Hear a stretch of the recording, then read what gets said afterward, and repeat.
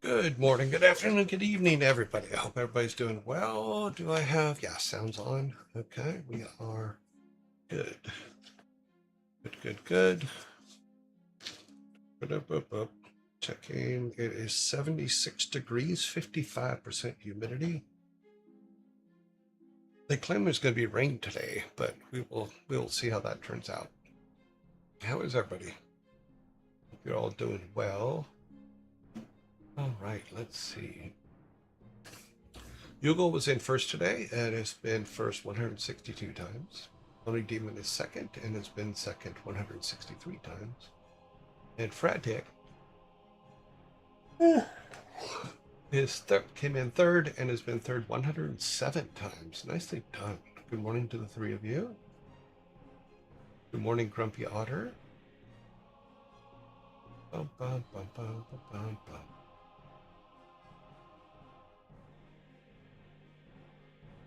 Good morning, Hello Santo. Good morning, Sparta.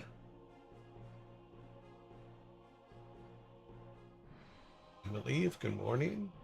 Yay, everybody's here. All right, we're all here. Oh. And a fighting. I don't know what I got last week, but it has not all gone away. So hopefully it will. I think I'm going to have to dig out some COVID tests again. See what's up.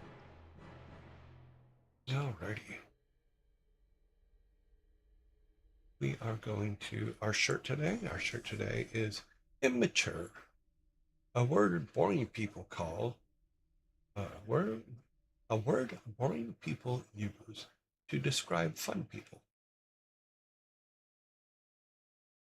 I get called that all the time.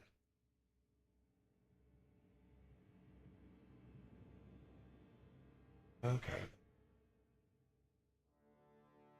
Our movie today is Better Off Dead, made 1985, 41 years ago. After his girlfriend dumps him for a boorish ski jock, a depressed high school student begins to ineptly attempt suicide, which brings him nothing but embarrassment. A French exchange student starts to change his outlook on life.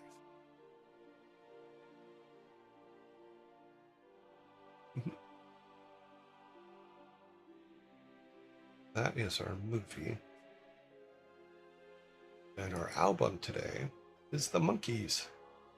War of the Monkees, released Tuesday, January 10th, 1967, 59 years ago.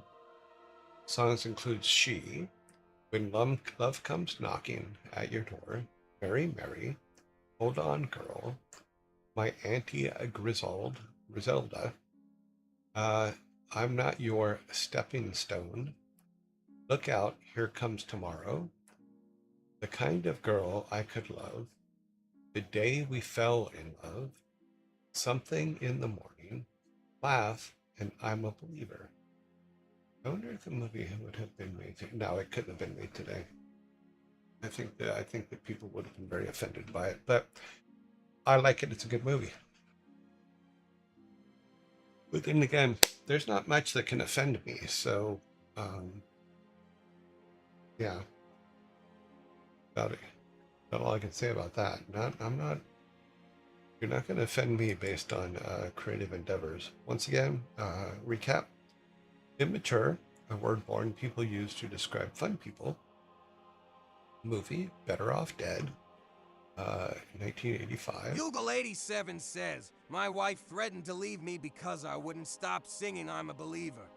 I thought she was joking, and then I saw her face. A nice one. The Monkees. In the album today, the recap of the album today was Monkees, More of the Monkees. What's funny is Mike Nesbitt, the guy on the left there, actually is credited with coming up with the idea for MTV way back in the day. So, see, now that's in my head. When I saw her face, now I'm a believer. There's a trace of doubt in my mind. See, now my brain is covered. It is. Alrighty then, let's go over to get our credits up and going.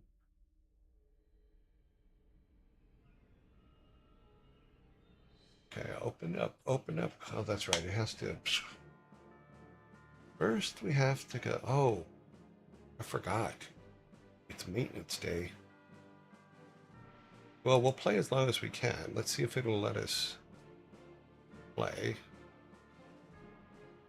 Put the credits up first, of course.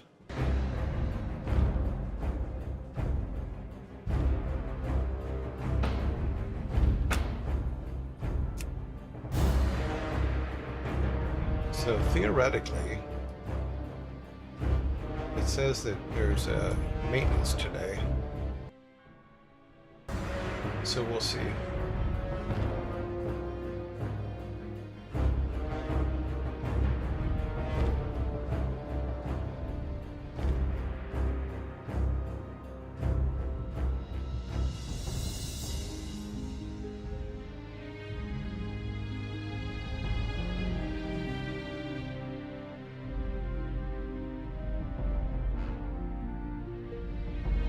Okay.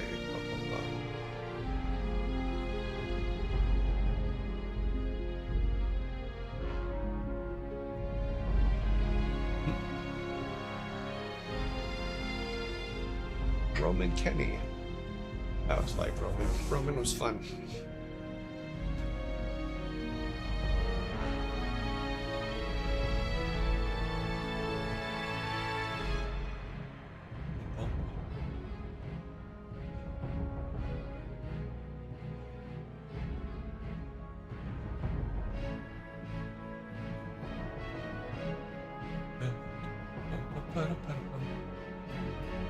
Got a beta.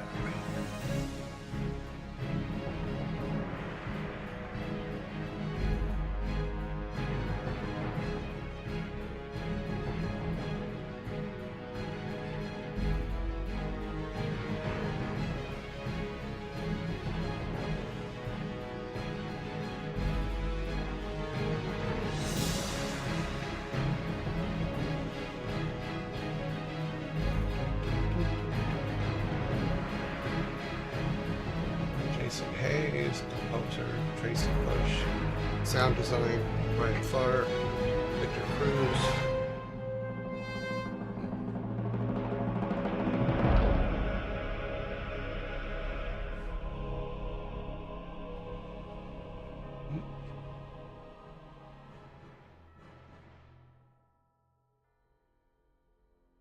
And all the peoples.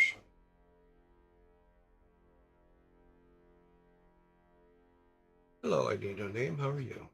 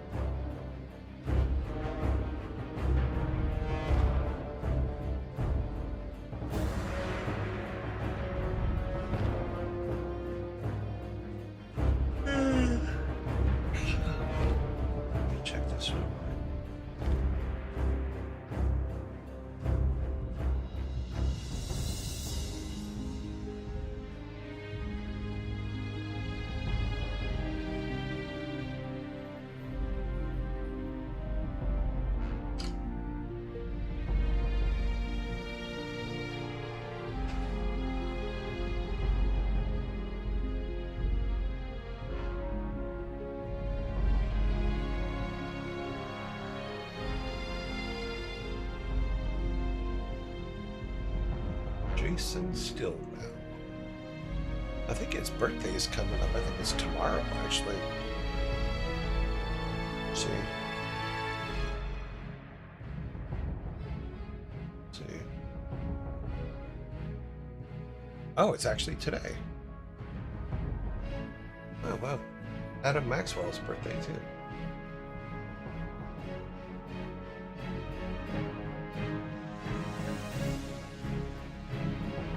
I knew it was coming up. I didn't realize.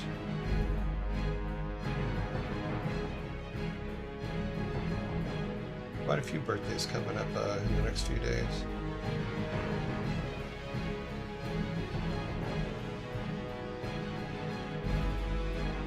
We got a couple before the end of the week.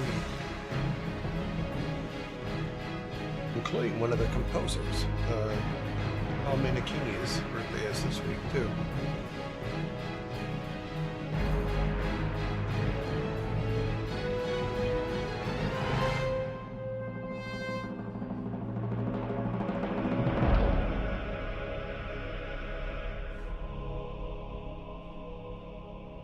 You are quiet, though. What? Can you not hear me?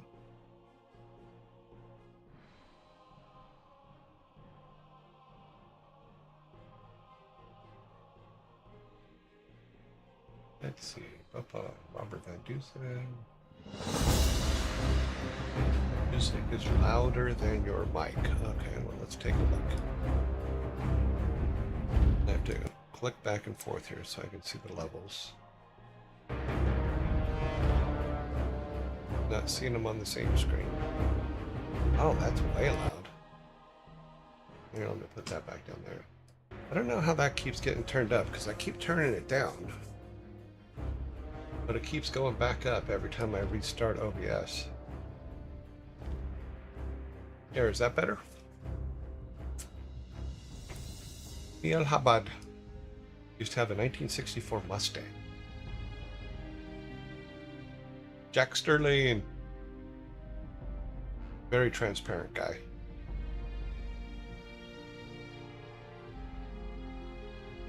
Alan DeBerry, drummer for level 80, Elite Torn Chieftain. Chris Siggety, lead guitarist for level 80, Elite Torn Chieftain.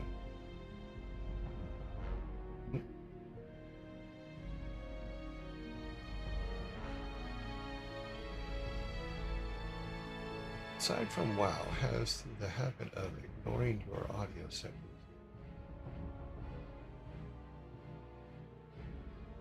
It's definitely compared to your mic.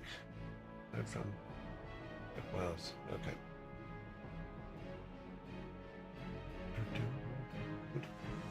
Carol Mooney.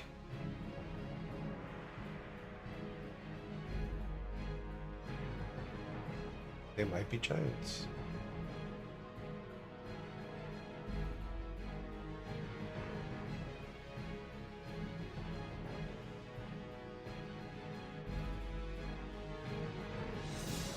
Lincoln Park.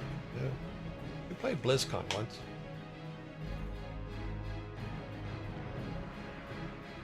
Or was that Blink 182? I'll have to look it up.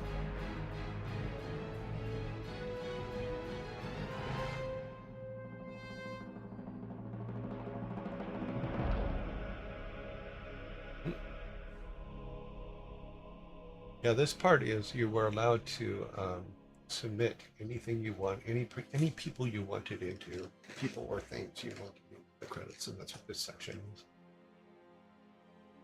Saw They Might Be Giants concert a few years back. So epic. Oh, Dad, yeah.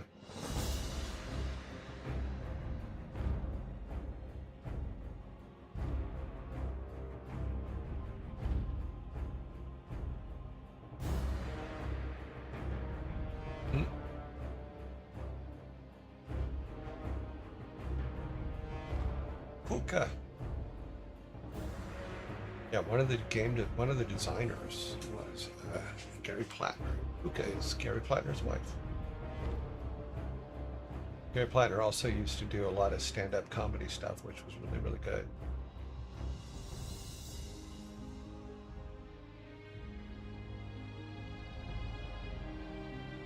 Victoria, Garrett, and Cassandra. Victoria, unfortunately, died about 2 months ago, and that was very sad.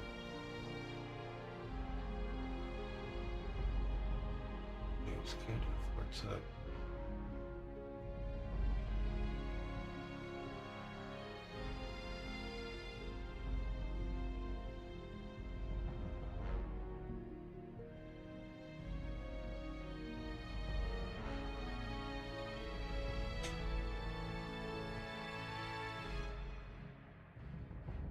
The people's melody should be in here somewhere.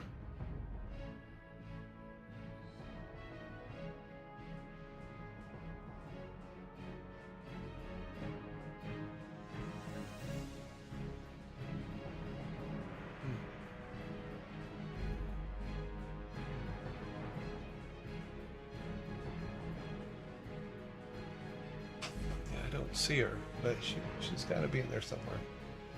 This is Korea, so she'd be in the France office.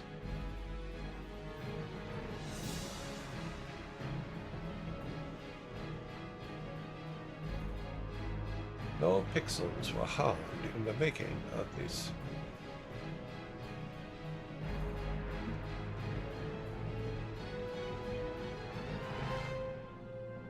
You know, it's always good to take really good care of your pixels. Just saying. All right, let's come over here for a second and pop over to here. That should cover up. All right. Should be able to enter our world. Hopefully our... we're still asleep under the stairs, or we were. We're awake now. Honey, we're home. Okay, we need to start clearing out some of these things we got. So we have to go to the venture company that's over by where we were. Supervisor Fitz. I thought there was some in here that we had to do where we had to get some feathers too, but kill supervisor and return his customer. Okay. Tips the most saint to the compass. I want the mastermind behind the plans killed. You can find him at the venture company mine east of the ravaged caravan. Okay. I thought didn't we already do that? I thought we had. Bugle 87 says it's time to time the timer again. Dear Oh. All Father. Yeah, that would probably help, wouldn't it? Do that. Okay, timer's going. Back to this. All right, we have to go to the venture company. Cloud stalkers at Bloodhoof. Especially their business. Scritty Scree says, then I saw her face. Now I'm a believer. But also Sun's music is still playing. Oh, is the sun's music still? And I saw her face. Now I'm a believer. Not a trace of doubt in my mind. All right, we need to take care of these ventures. Green little things, they are unfortunately the business enterprise. Victorian cannot allow them to conduct their operations on lands. Go to their mine northeast of the ravaged caravan and send them a message. Okay. So we have to go back over by where the ravaged caravan was. Which is over by this one we can't drop off of. We'll actually die. We have to actually use the elevator. Damn it. We can jump off over here. But we can't,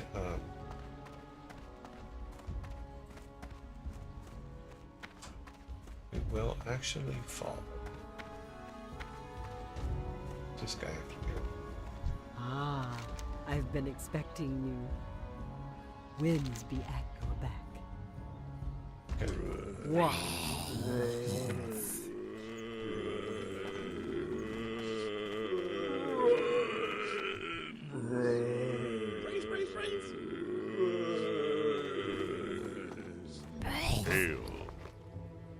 Okay.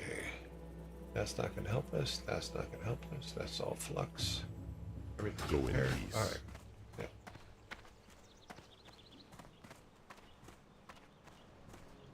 Trying to remember where the elevator's right here. I thought it was right here. Am I on the wrong? I think I'm on the wrong. No, it should be. Should be right here. Yeah, here it is. I always go to the wrong one. Down, please. Usually I just jump off and walk away, walk off the edge, but well, unfortunately over here, you walk off the edge, you can die. Well, that reminds me. Pull this up so I can see the menu.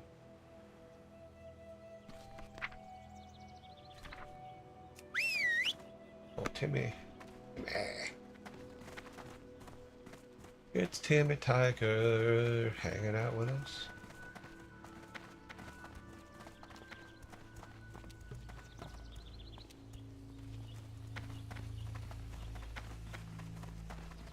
We can do some skinning, make some monies. Oh, I'm pretty sure yeah, we have room. We also have to turn this in, which is we have to go over to the far side there. Thanks. We'll wait on that. Let's get these. We need to clear our. Where we're going is over here. That's the ravaged caravan.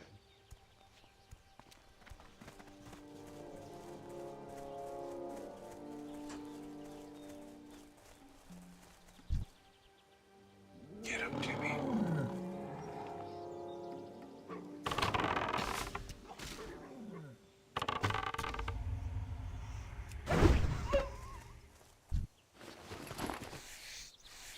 We gotta learn some skinnings.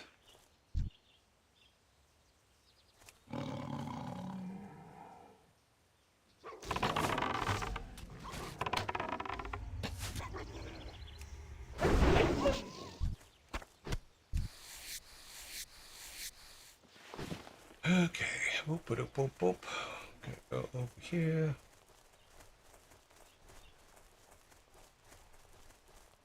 I don't have to kill everything on the way, but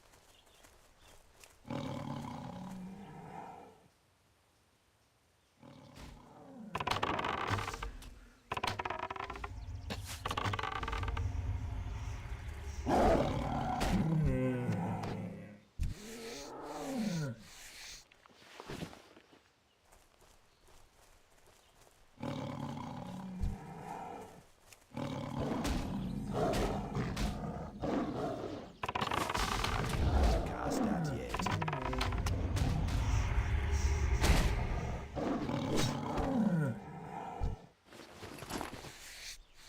I was gonna let that one live, but he attacked.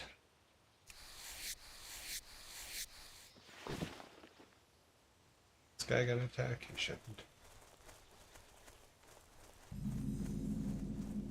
Golden Plains. Welcome to the Golden Plains. That opened up more map? Yep. Okay, good, because this is where we need to go. Right here. See it now.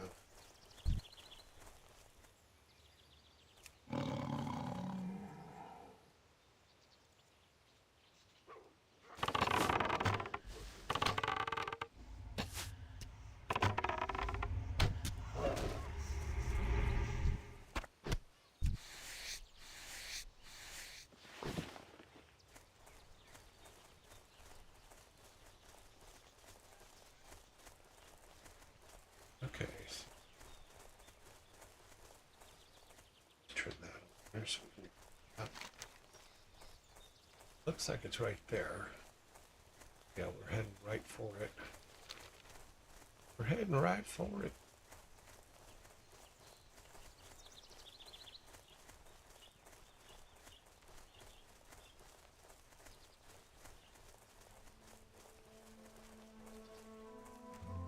Can't believe Timmy walked right into that tree. That was hilarious.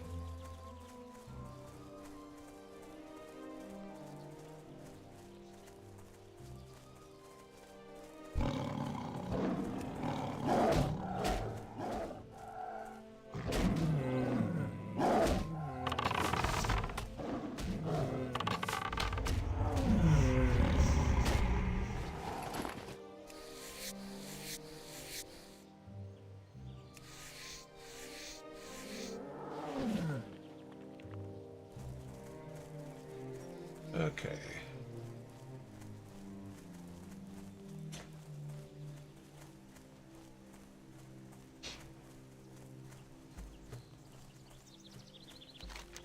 Still turn this way. I think it's up there.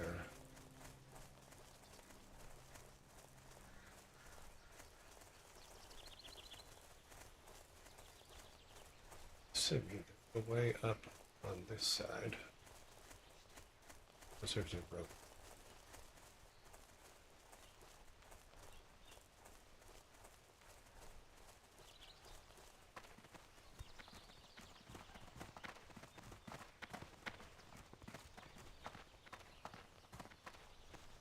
Ah, we're falling. Can't go this way.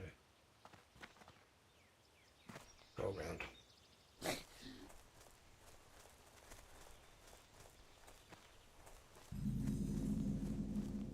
Red rocks. Welcome to Red Rock. Oops. You gonna let us pass? No.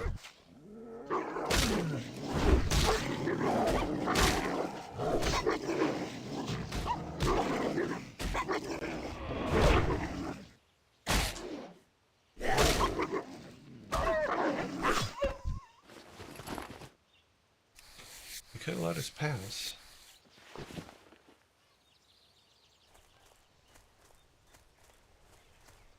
Okay, let's go. No. Green usually means that you can walk up it. Go around a little bit.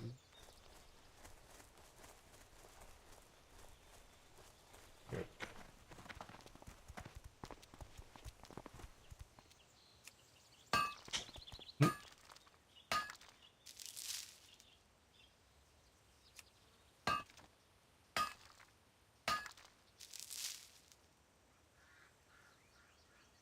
Okay, let's see what we can. I think we can go up right. It's too steep.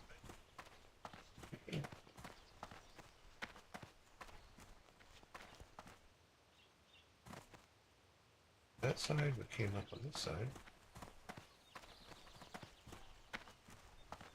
Nope.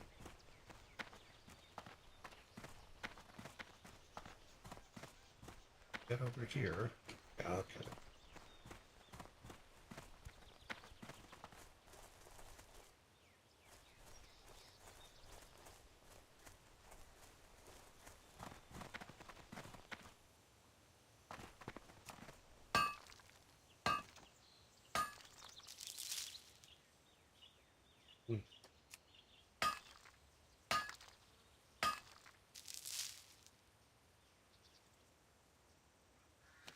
It's weird because it looks like there's a cave right there.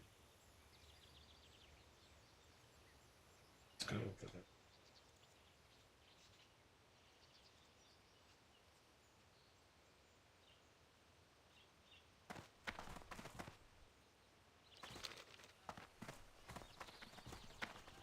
Must be below us. I just must have missed it before. I don't know. Damn it.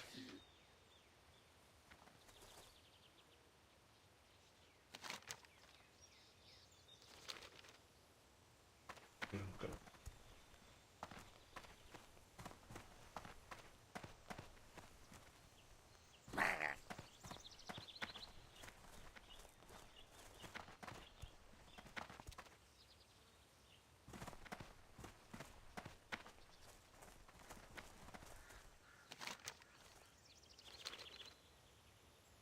You're right in this area.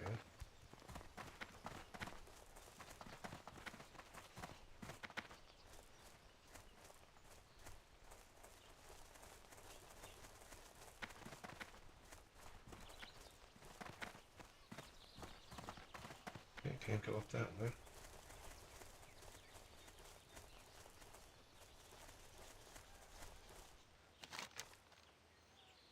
Nope. Alright, let's go to Red Rock.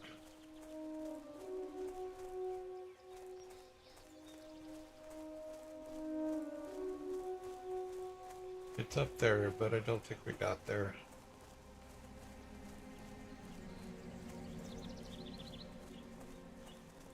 Let's see. Bloodhoof Village. Bloodhoof Village was where those guys were training. Here's the Bloodhoof Village. Plains, Barrens. Yeah, let's go to that. See it.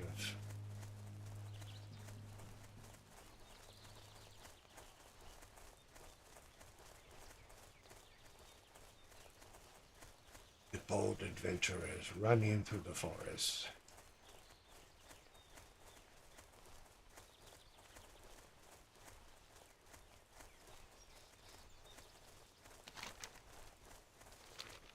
Yep, it's up here. Look, it's an interloper.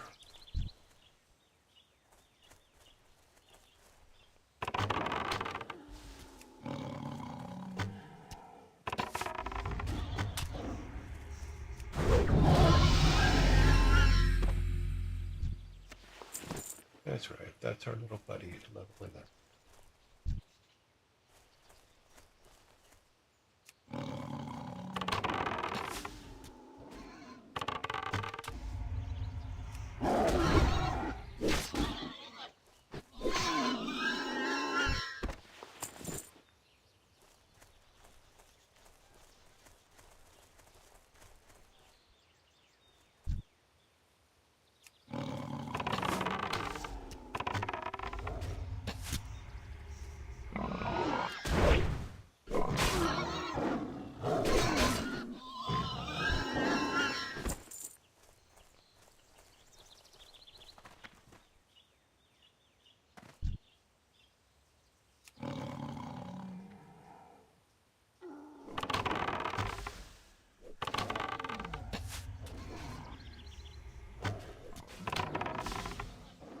I don't have a target.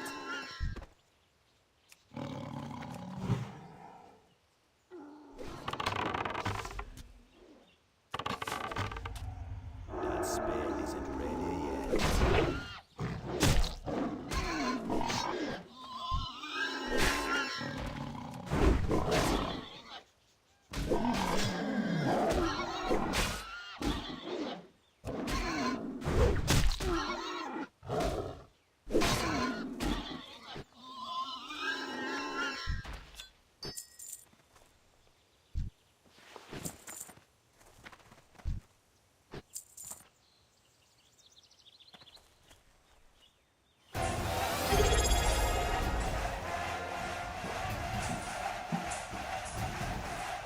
Red Jacket, thank you very much for your new sub.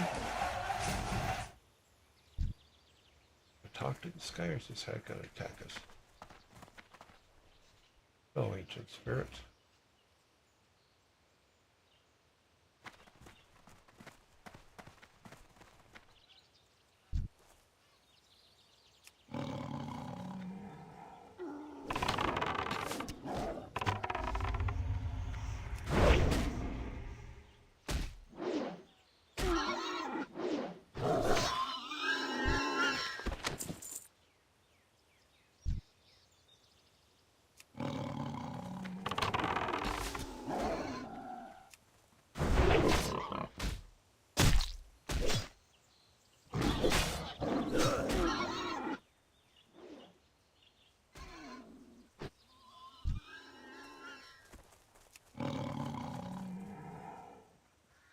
Wow, they just keep reappearing. They may not have to be here yet.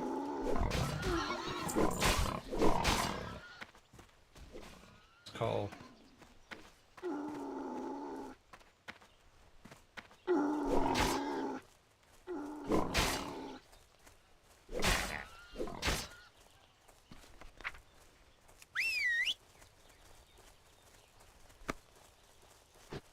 We're here too early. I don't think I have the quest for this one yet. I need to go do that other. You come down here. Okay, back to let it go. Good morning, all father and yearlings. Hope everyone is having a good day. Super busy day today, so I'll be lurking. Okay, red jacket. Also, thank you very much for the sub.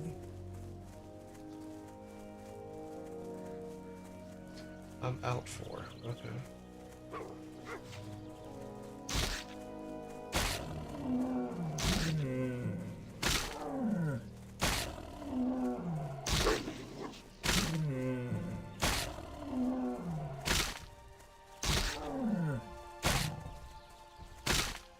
Wow, this one's gonna chase us for a while.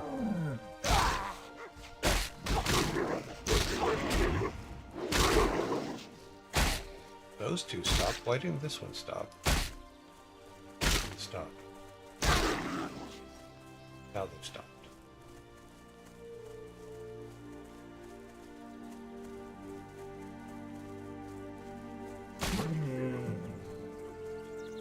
Run, Timmy, run! Okay, we lost him.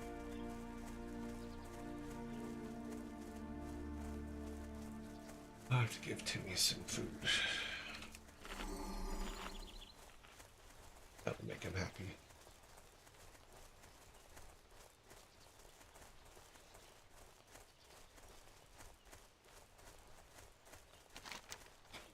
Okay, so Bloodhoof. A lot of things we need to kill there.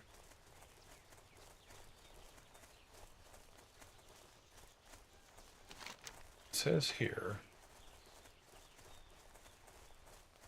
turn this.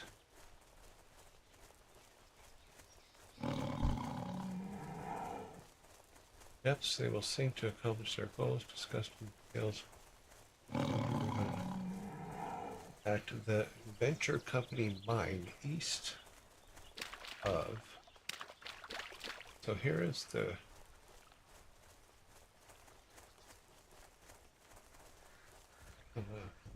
Let's take care of this guy real quick.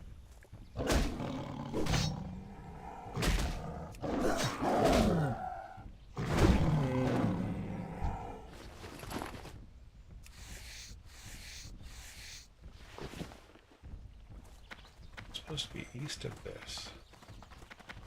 Not a whole lot of things east of this caravan, so.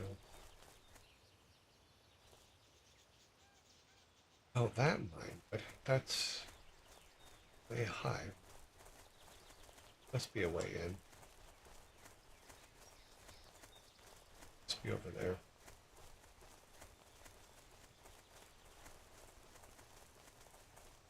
Because that gives us, we need the clipboard. Then we need to get these guys.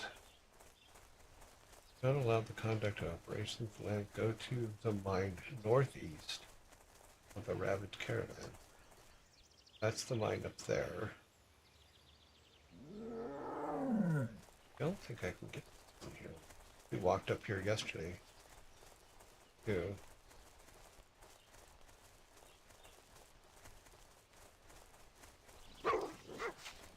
Dog, mind your own business, will you? You had your chance.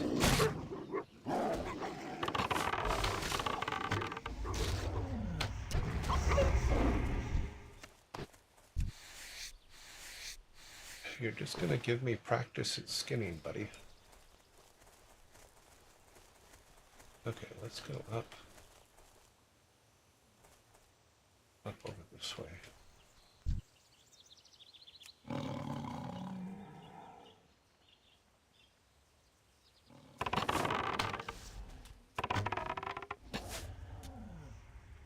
You're not gonna make it, buddy.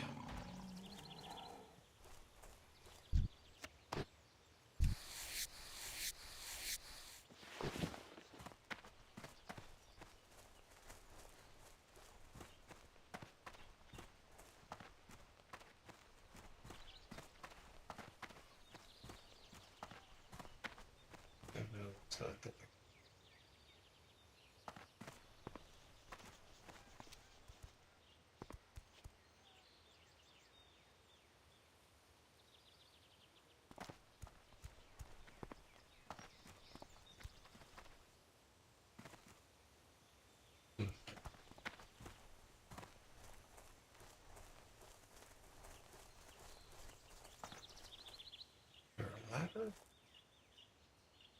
Climb the tree? Nope, can't climb the tree.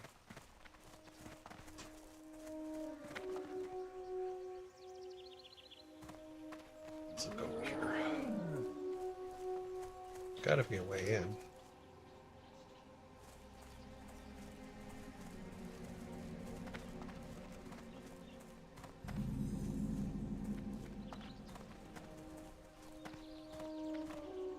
Aha!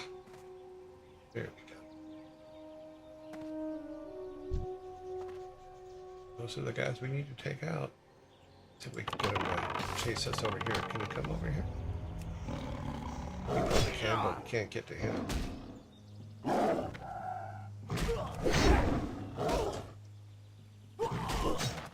Okay, we need 13 more of him. See if we can walk across that. Can we? Yeah, we can. That means we don't have to fight our way up there.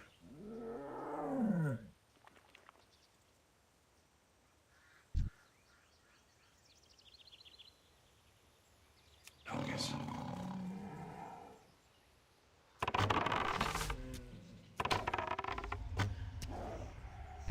That's still recharging.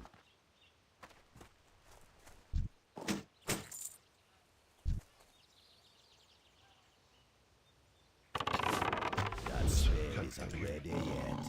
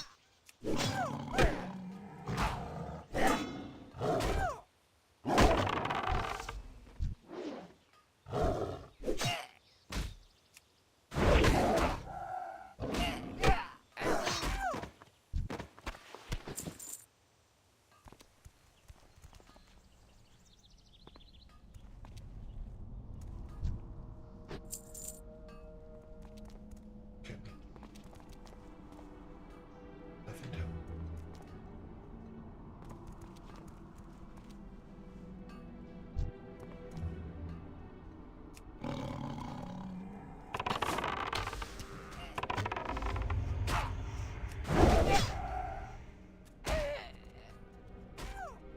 I need a target. Okay, take that one.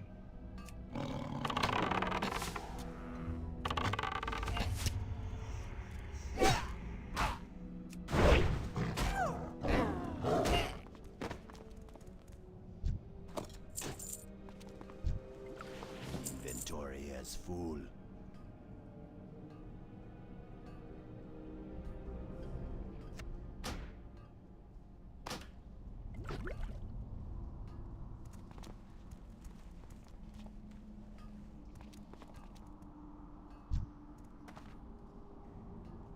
Should be able to pick those.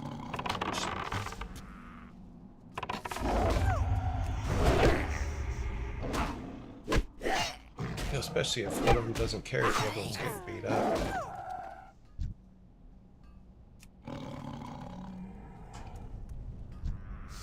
I can't carry anymore.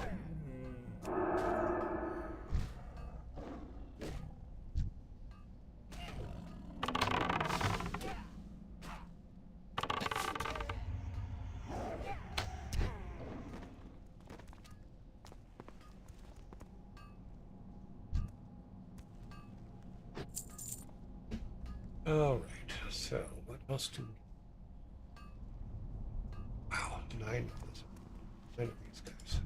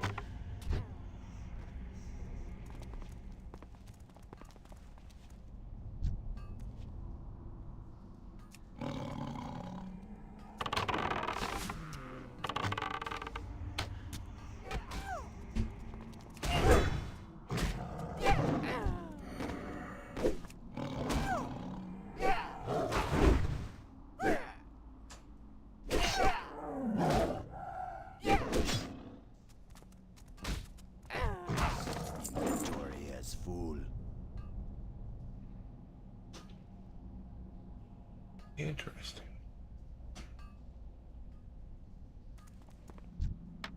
I can't carry anymore. Go back over to that guy.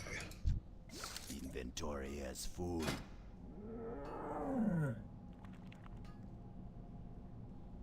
It was 22. Can we have him run that way? I can't carry anymore. Let's do that.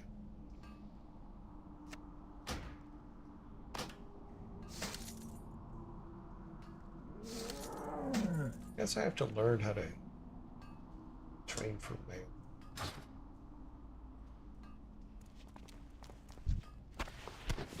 We're almost done here. What more do we need? Oh, do we have everybody? No, we need 6 more workers, looks like.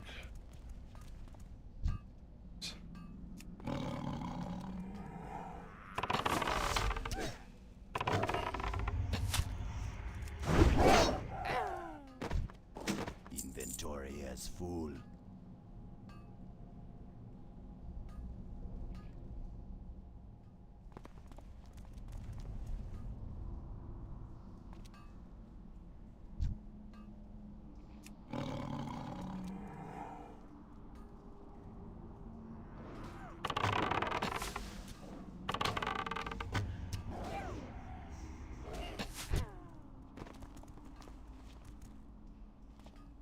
A couple more.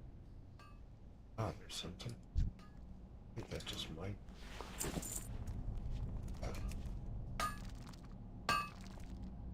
Okay, so we need the clipboard. Which means we're gonna need room. Or the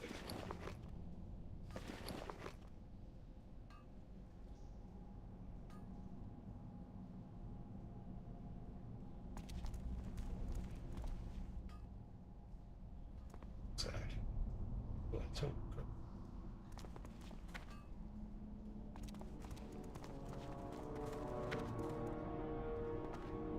Gotta find the boss.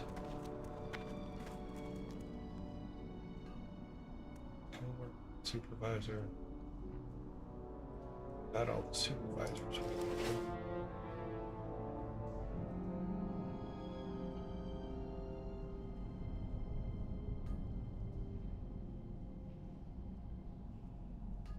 Ah. That's who we like. Good. Side.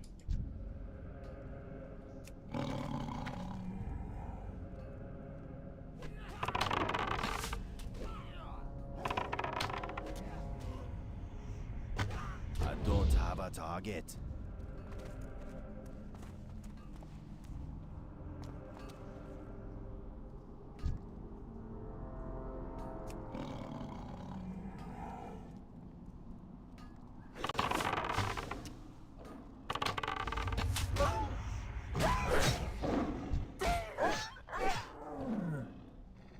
Oh, jeez. Sorry, my buddy.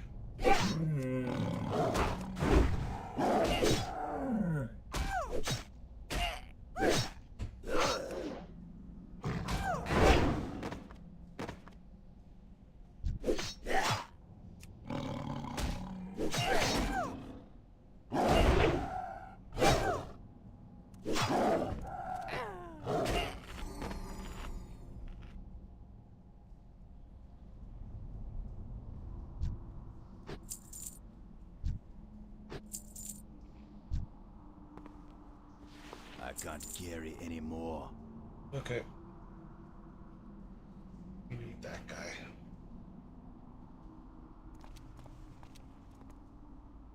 We can get him without getting one of those guys. Let me get him first.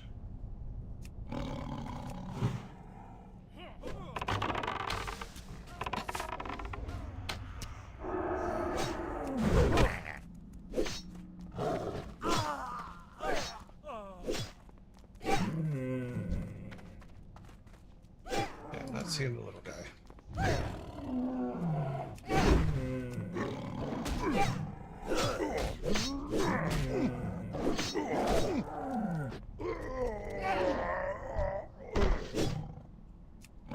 That's the guy.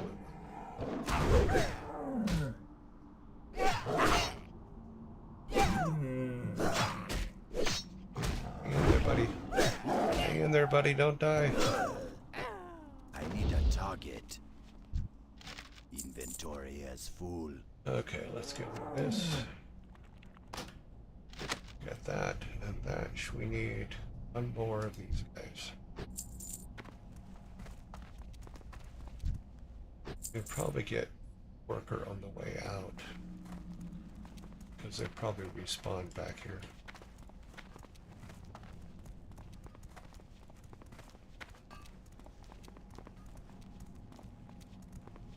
Yep, get this one.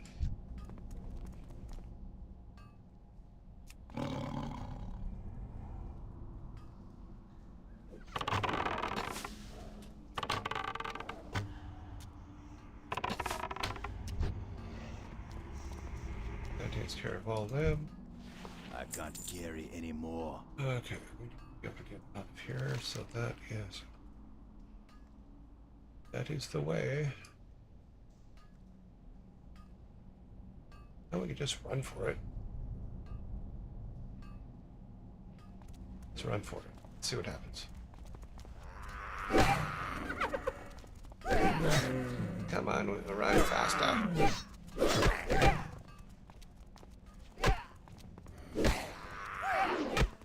We're running for it.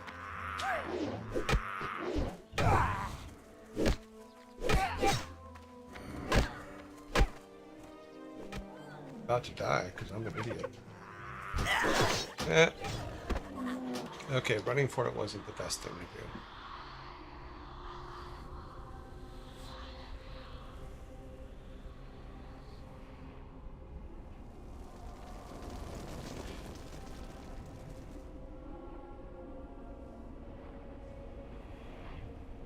Kind of forgot about all the ones that were outside.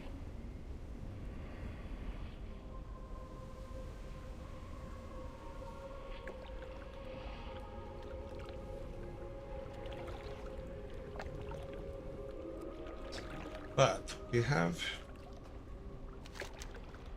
all of these we can turn in now. We have these two we can turn in. Just right there at the village. We can also go down and turn the other one in. Since we're down this way anyway.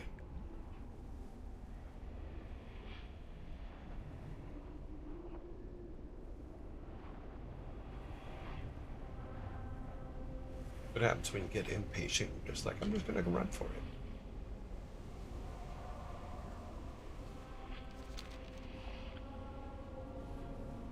Okay.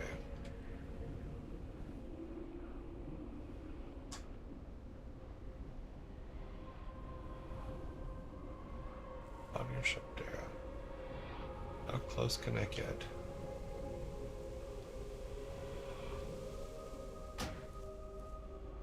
Okay, so we run way over here. Except, just keep running.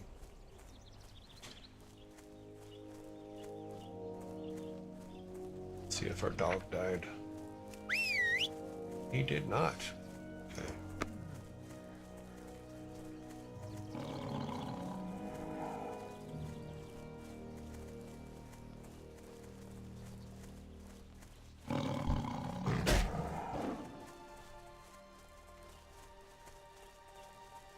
But there was oh,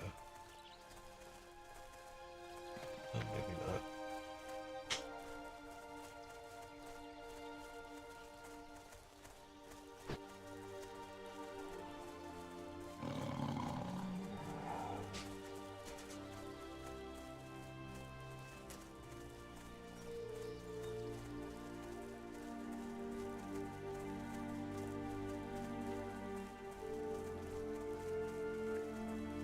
Hopefully we'll be able to make some money on this one, because we have we have 2 quests, plus we have a bunch of skins and stuff and things we picked up, so we should be able to sell a bunch of stuff.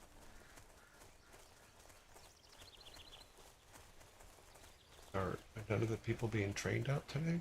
Oh wait, no, they just haven't appeared yet. There they are. Hey guys.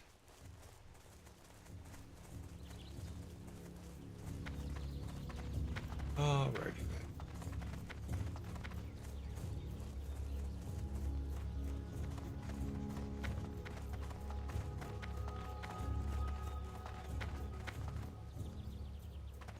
Shaman trainer.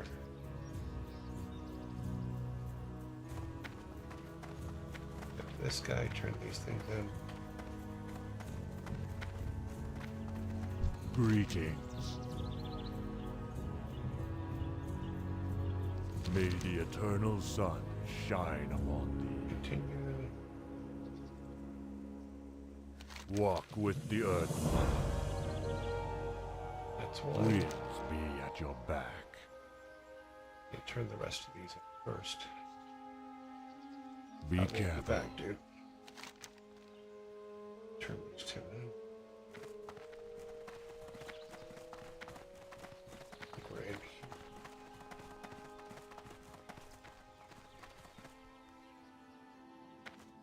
First aid, innkeeper.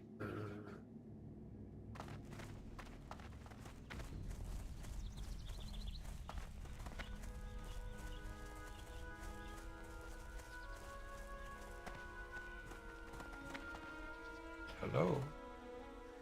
Okay, good. So all this. Well, let's get everything turned in first. Add to Bloodfoot's food. Before the minute. Or Outstalker.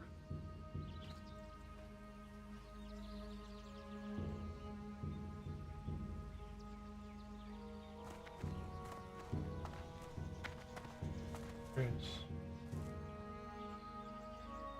I'll have.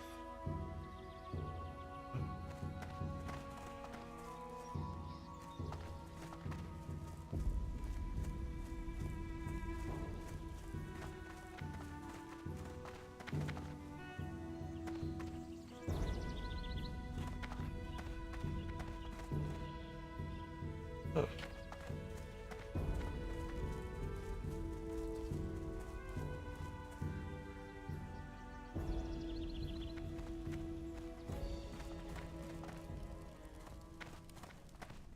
Missing someone somewhere.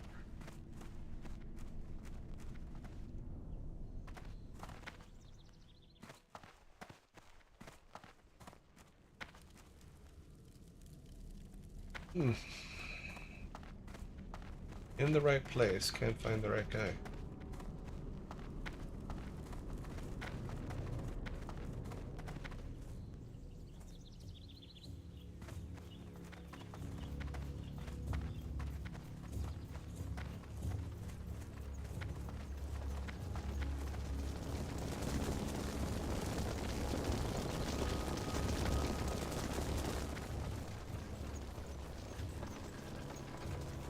Enters.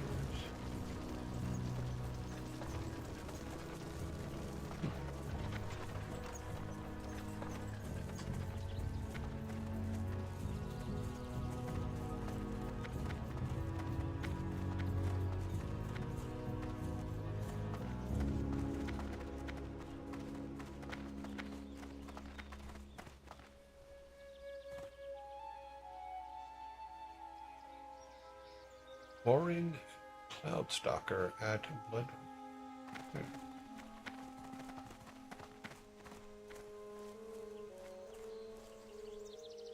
And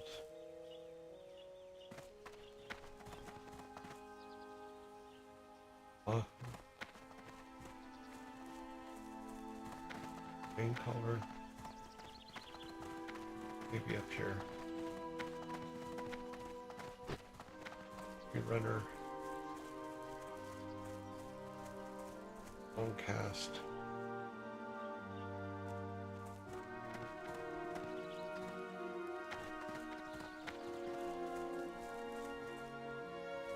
Oh. Ah, I've been expecting you.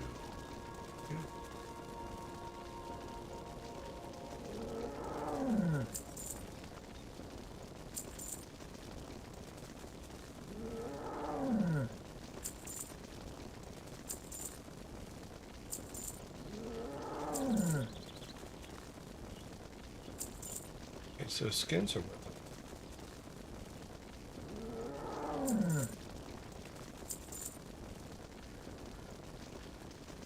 Need this to get to.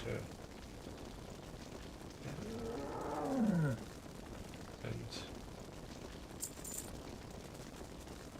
all right, well, find this guy. Go.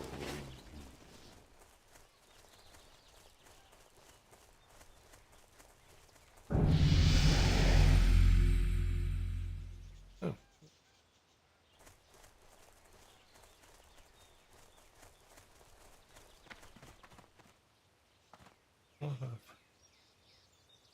I'm not finding the Cloud Stalker guy.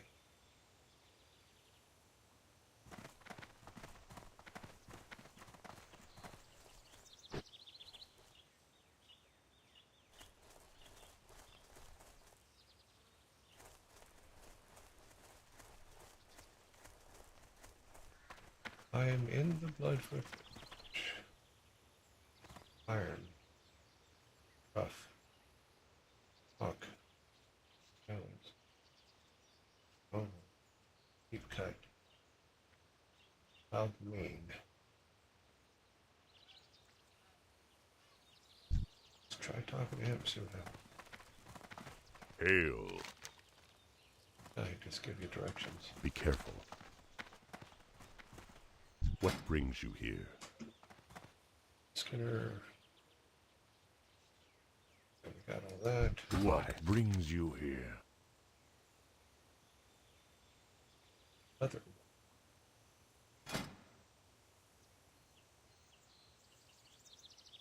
Guess we can make them into better things. And train it. So, yep. We shall meet again.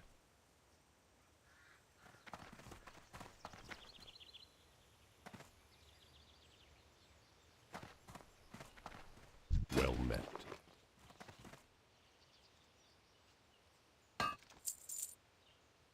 Ancestors watch over you. I have just the thing for you. Actually, it looks like you actually don't.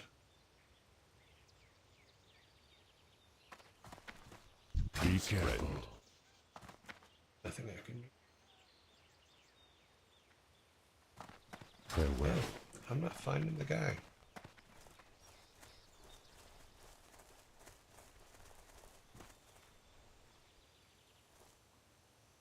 Let's go out to where the training guys are. It's out there. Let's walk past him.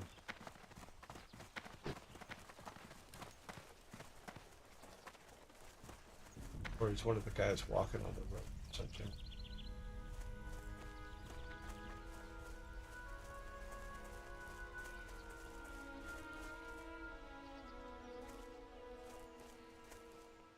Take.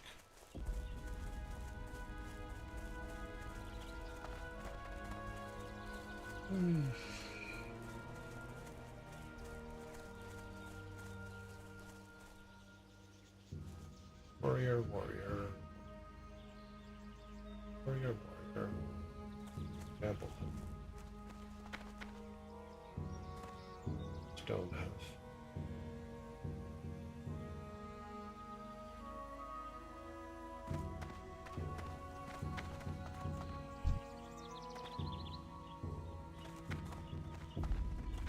Peace, friend.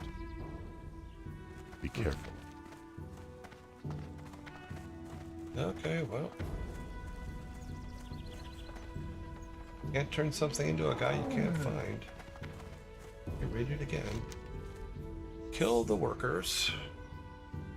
Supervisors for Maureen Cloud Stalker at a Blood Venture Company. This employees, was he going to things?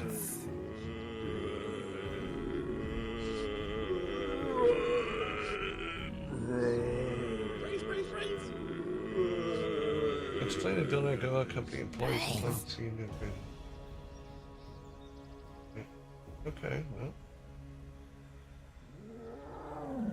Same with this one. This is Cloud Stalker Leather as well. Bring me the clipboard.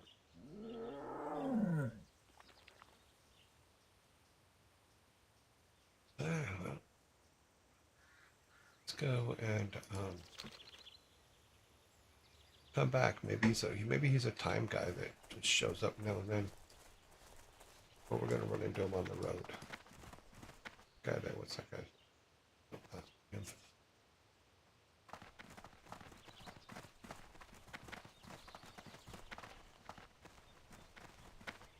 See if there's anybody walking along the road.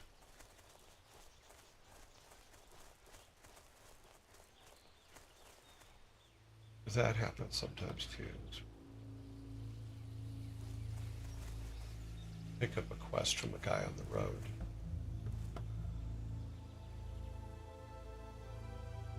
Oh well, let's go this way. I'm gonna go up and around to get up to that one there again, where the big walls are.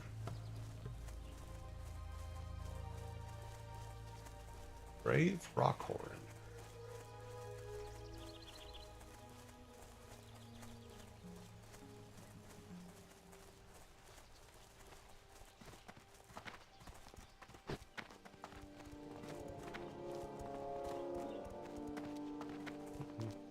Because we have to deliver the fruit thing. Flute. Brains.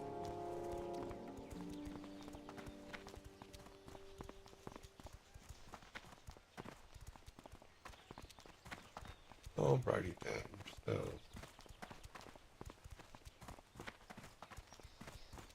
I'll have to come back and look for him in a little bit. Maybe he'll show up. Let's finish everything over here, get it all turned in. There's no shortcut to just jump up there, so. Yeah, that guy must be one of the guys that walks on the road.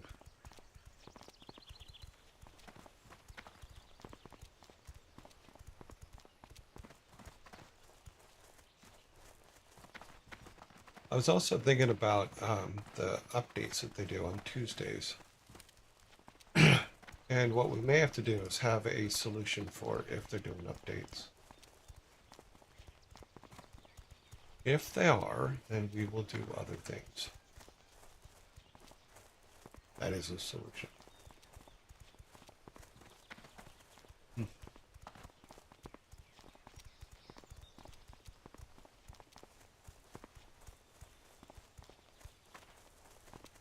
We're running.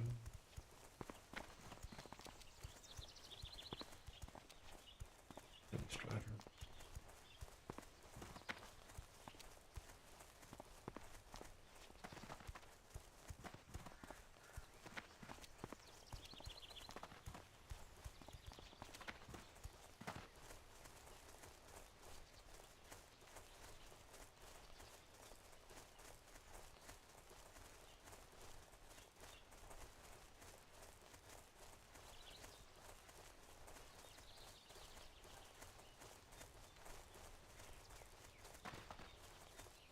Well.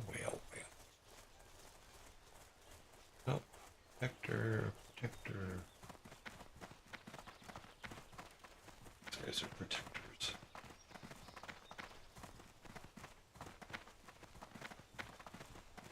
Don't mean nothing to us.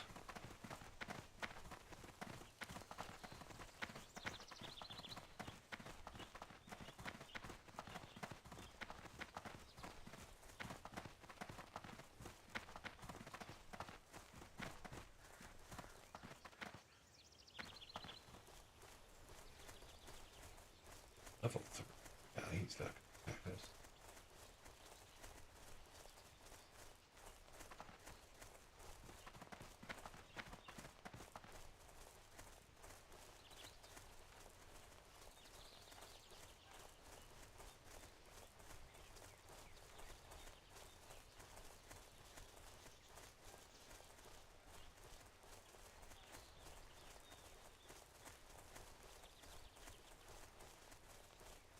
All right.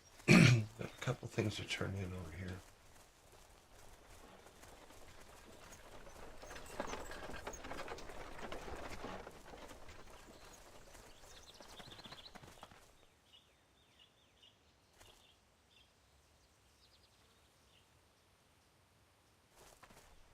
Greetings.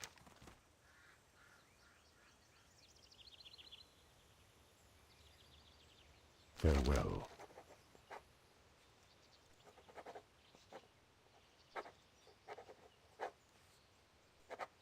Up and up, up, up. Up here on Red Cloud, so you're playing ourselves. Yeah, we can do that. Go in peace. Get some.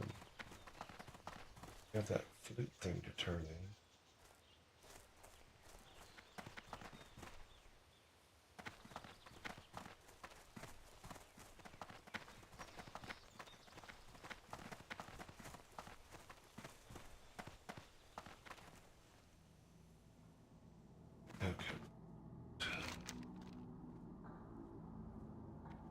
Okay, that's done. That's done. That we have to go back for.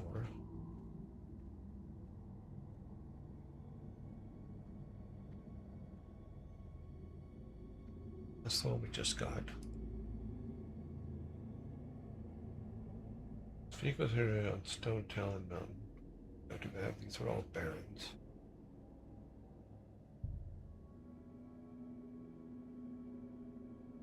It's dependent on the tomb and others. Trouble with the docks.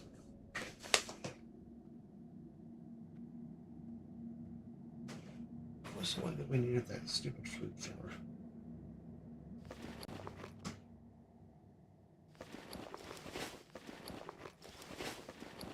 Oh, did we already turn that one in? I guess we already turned that one in. All right. My bad.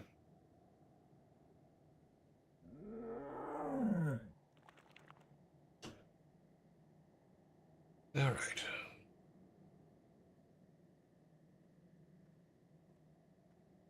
Love Mesa. That's where we're at, right? Hampton Mountain.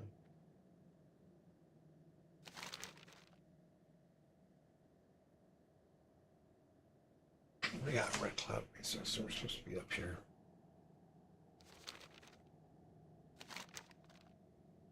That begins. We Plain Strider meats and Plain Strider feathers. Alright. Get that out of the way. That's going to be pretty quick because their level 6 is up here or something like that. Everything easy.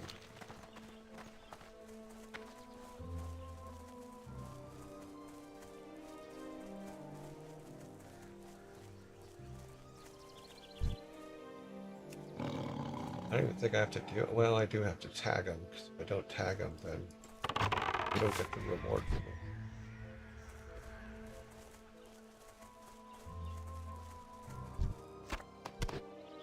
Okay.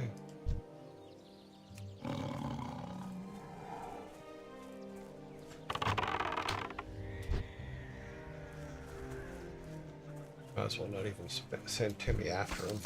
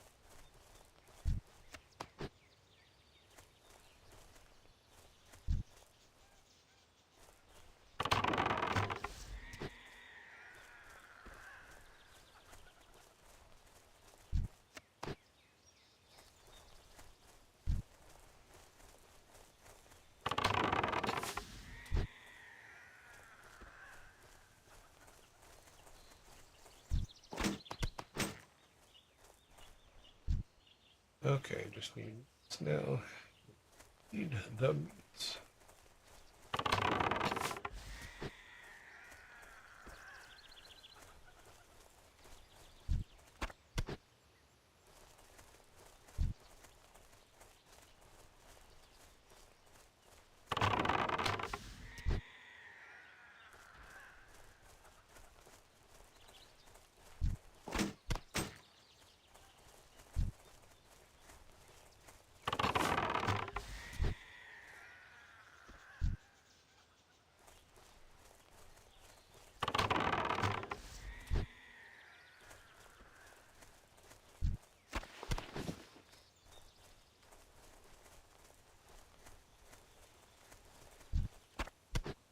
Okay, so got all that.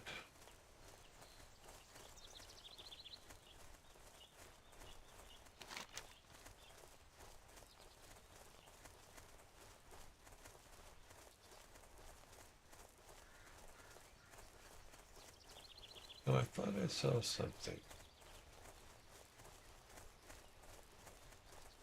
That would make him run faster.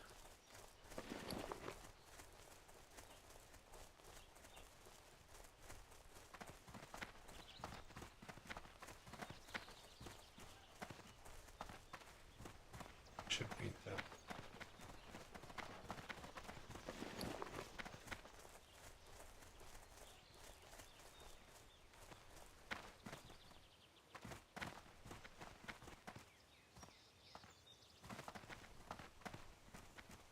Well met. Goodbye. Ancestors watch over you.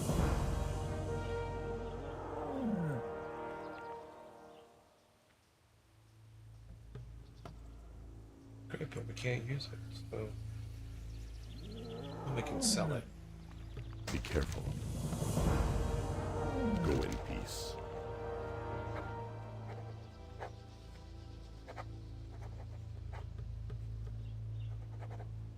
Clothing, blah, blah, blah. Mountain cougars. Goodbye. Good thing we do skinning. Oops. Okay, so we saw some over here.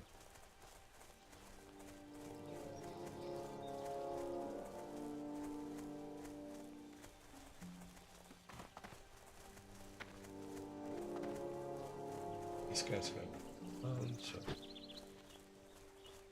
I'm pretty sure that I have to tag them, because if just Timmy attacks them, then I won't be able to get the whatever they're carrying. Ah, there it is. We'll find out. Go get him, Timmy. Let Timmy take him, and then I will see if it glows for me. It does not. Yeah, so I have to tag them.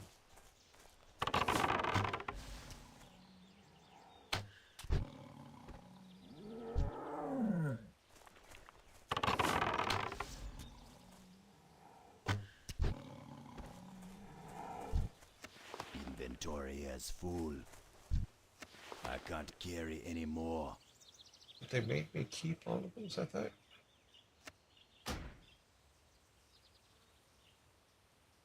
It's eggshells on that.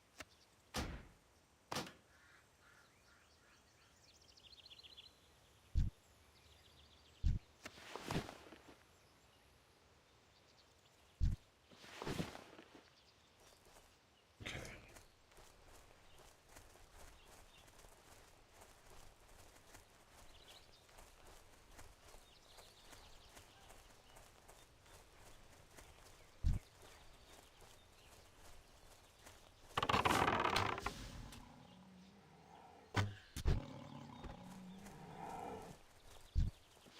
Inventory is full. I can't carry any more.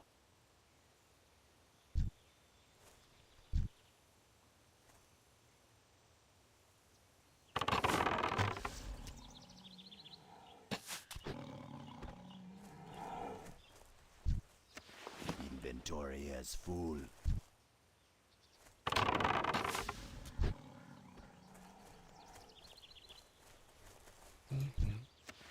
I can't carry any more.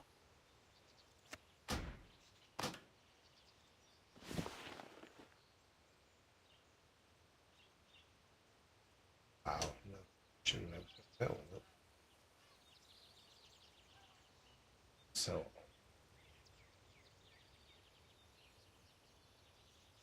there's a here up here. See if there's someone who can sell stuff.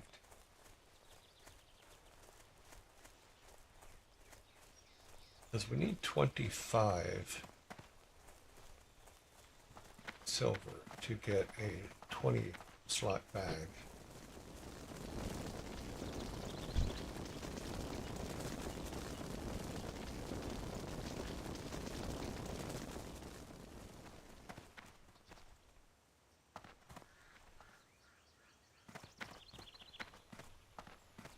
I need 5 more pelts, and then we'll go back and get a bag.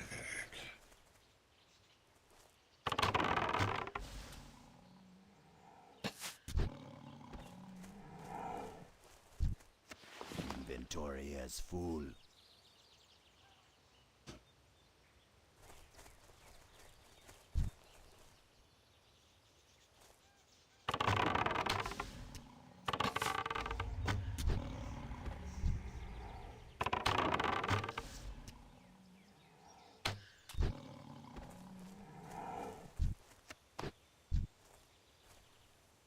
I can't carry any more.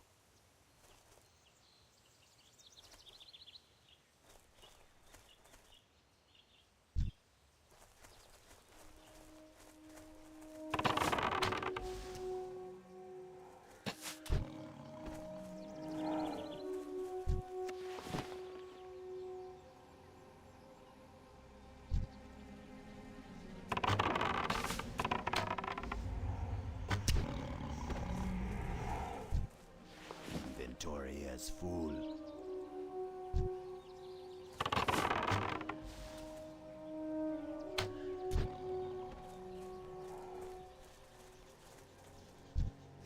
I can't carry any more.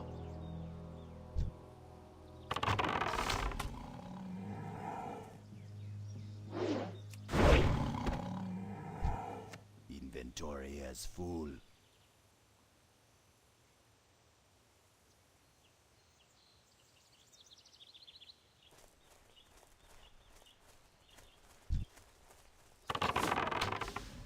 I need to target something first. I can't carry any more. Okay. Don't have to.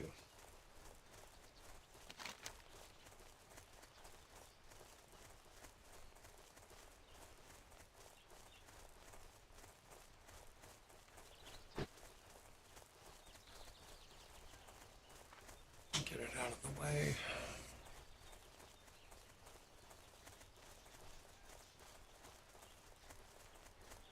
Sell all this stuff off. Good for us. Can't work. I guess I have to train to wear armor. Or mail. If I remember correctly. Maybe not. I don't think hunters can actually know.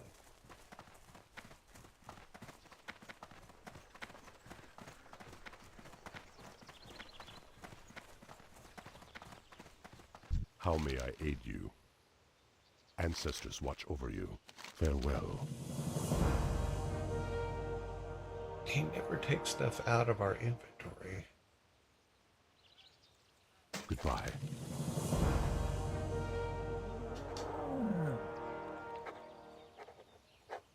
Yeah, that'll help us. Okay, except that. Victoria wants you to kill battle boars and bring 8 battle boar snouts.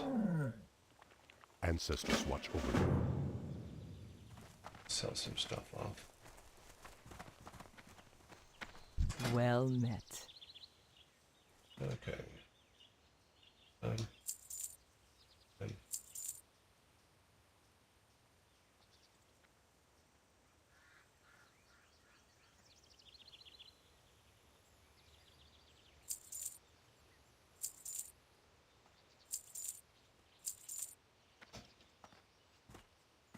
Yeah, like I said, I don't think I can wear these. I can't until I learn mail. I'm not gonna learn how to.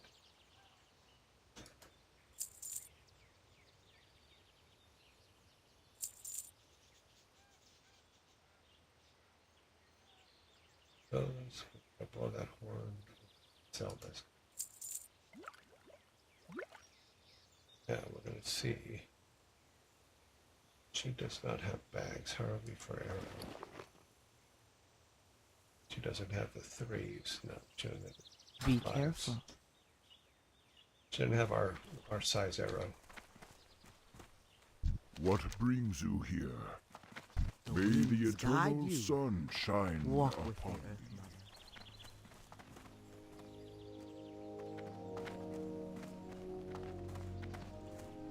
Mother. Greetings. Okay, so fix all that. Nothing we can do from there. How may I aid you at your back? Nope, nothing. Not Be yet. careful. How may I aid you? Okay. 8. They're all minuses, aren't they? Yep, these are all minuses. Go in peace.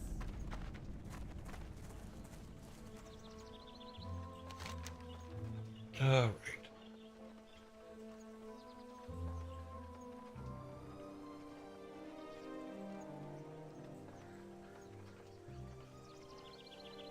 Battle boards. Battle boards are east. Oh, that's where we sending us back. Weird.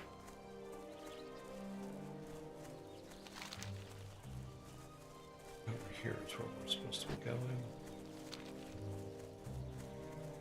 Nothing's going to attack us on the way, so walk around that tree.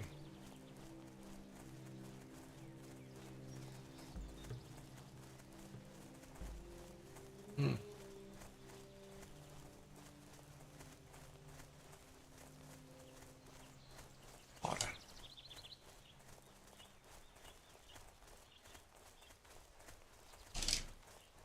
As we weren't learned yesterday, opening's over there.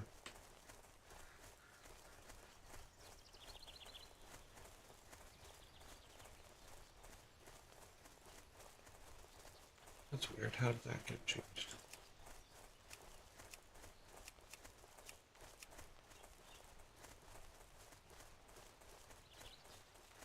Yeah.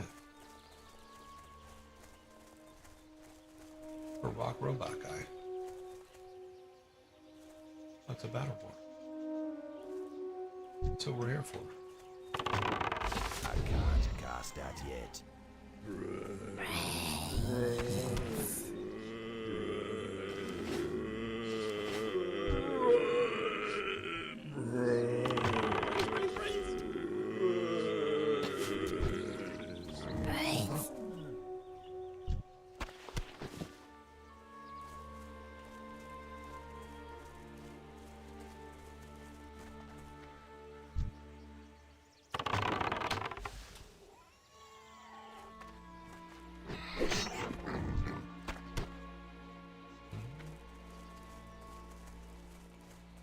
I don't have a target.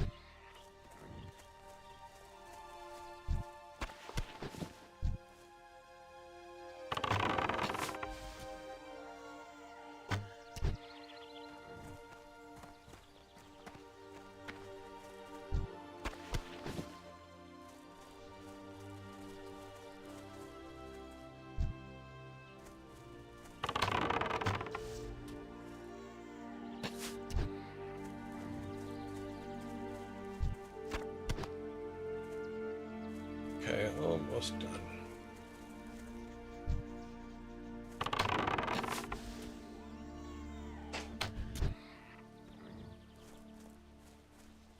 Brains.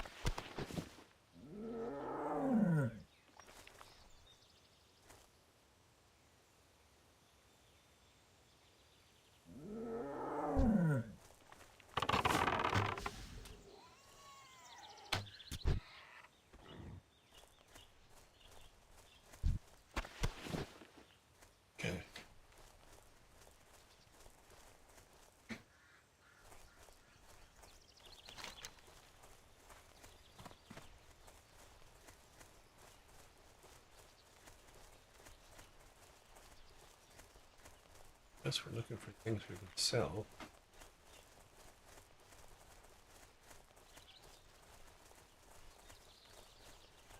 That looks like something sold. Yeah, let's sell that.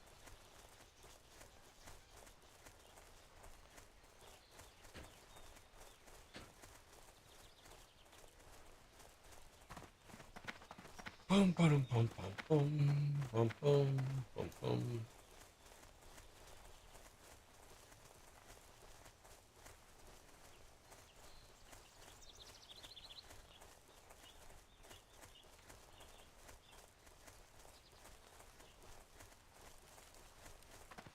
Greetings.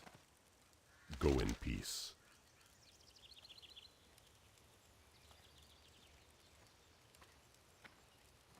Yeah. Farewell. Yeah, we'll just get. Oh, we get both. Have space for both.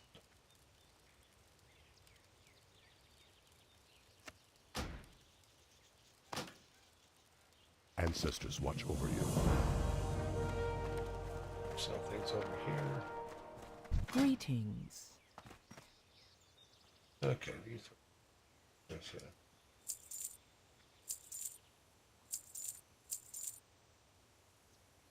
Of jerky. Oh, we have to.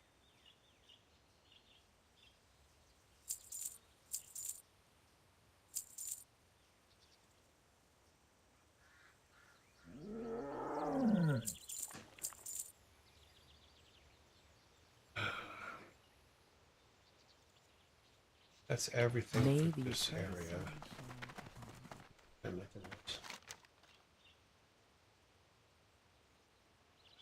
Go to reach for some.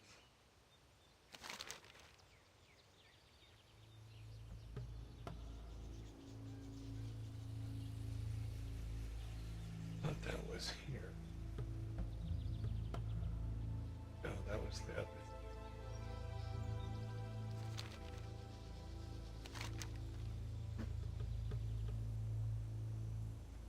I get these turned in, but the guy wasn't there. Go back to Overmar. Go to the Barrens and get the Thunder Bluff. Maybe this way to take this back. Oh, we have to go to the tomb.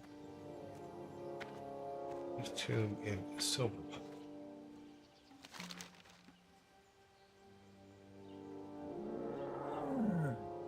I remember where the Silver Pine Forest is.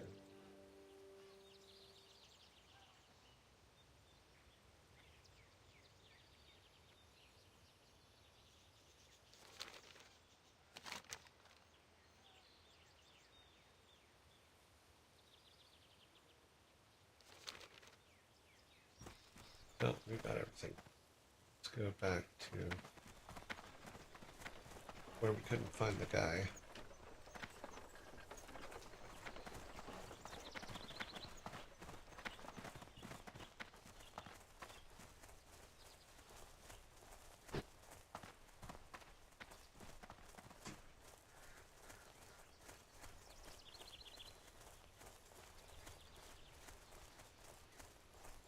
So we could have just walked off the hill. Huh? The wall too high.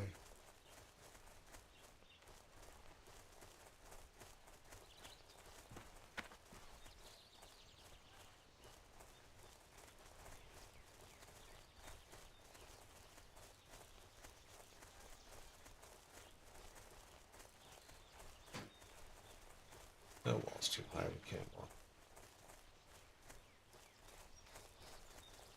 Too steep, too high.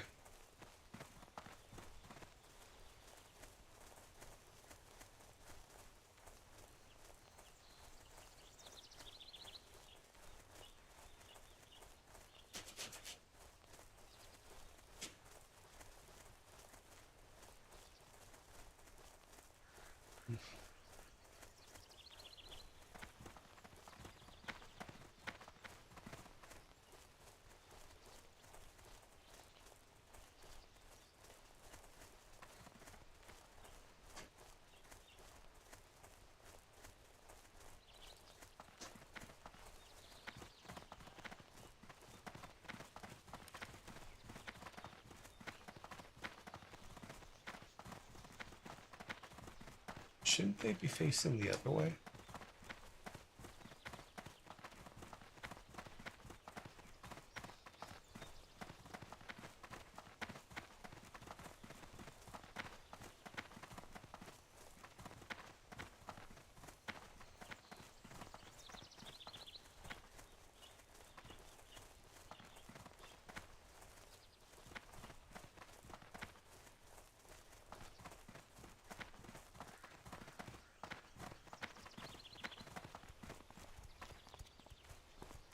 Alright.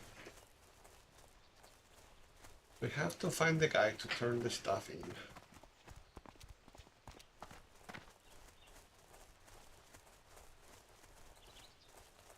Like the ground painters have come back. Painted on the yard again.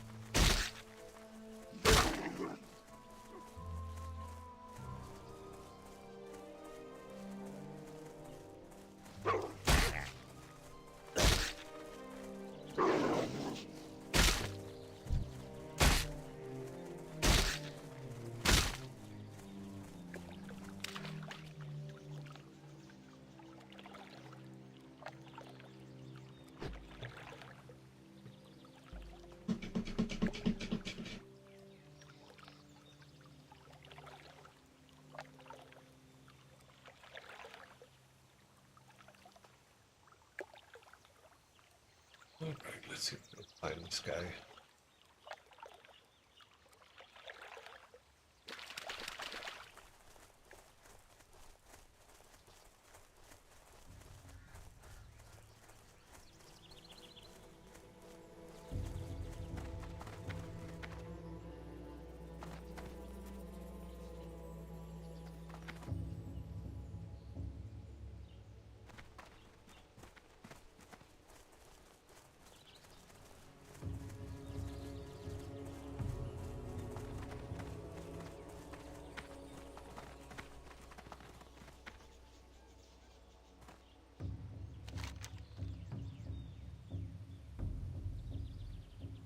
One Cloud Stalker at Blood Village.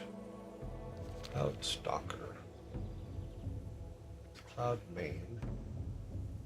Long Stride. Dark Main. At Stronghide.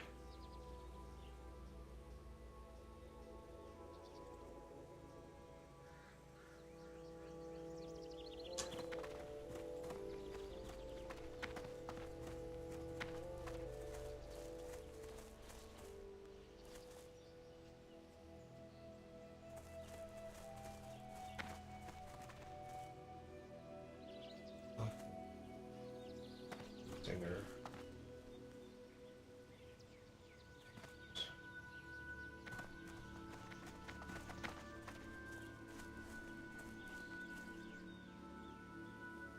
Oh wow, I'm bringing it back.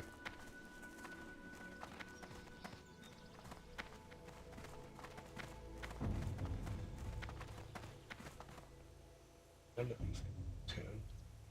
Sky Clearer.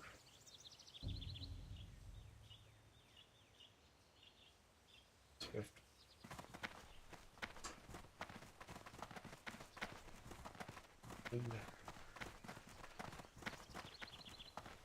Ah, I've been expecting you. Well, we can't do any of it until we figure out what we have. We shall meet again. Yeah.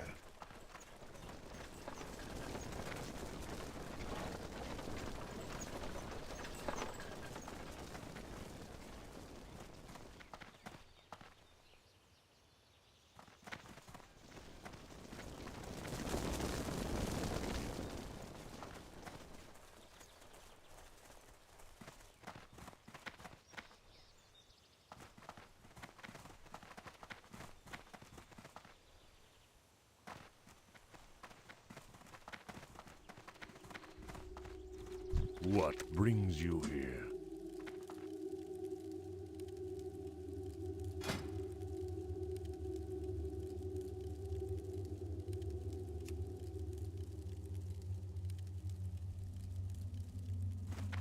Go in peace. What brings you here?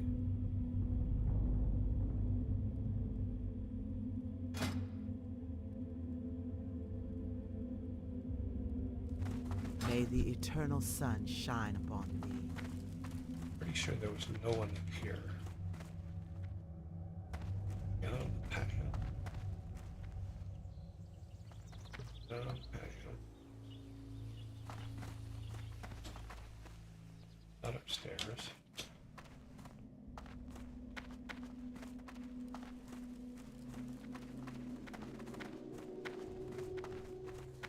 Okay, so search that building. That building. This building. Search the. Talk to the guys out there.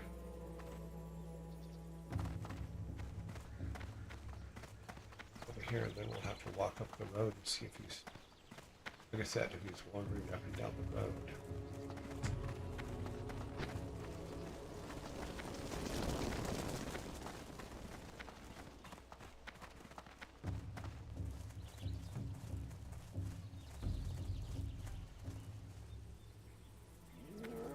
Brave leaping deer. Dark sky.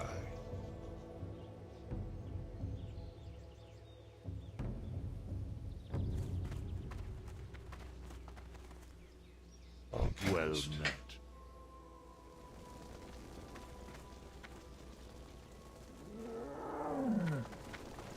May the eternal sun shine.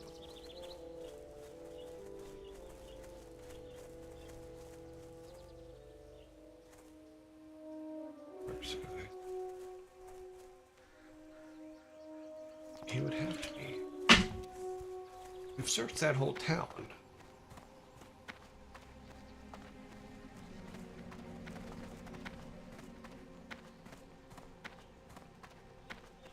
What's he? No, because then it would have said that he was at the wreckage, not at the town.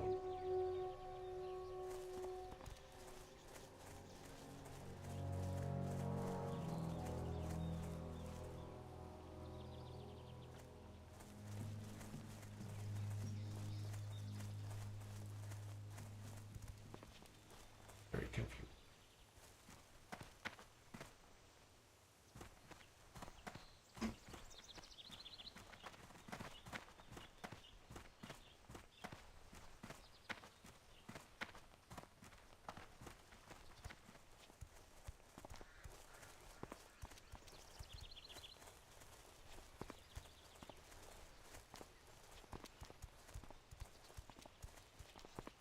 Here again.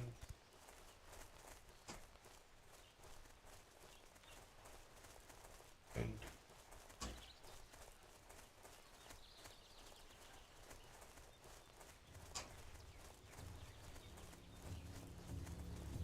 here.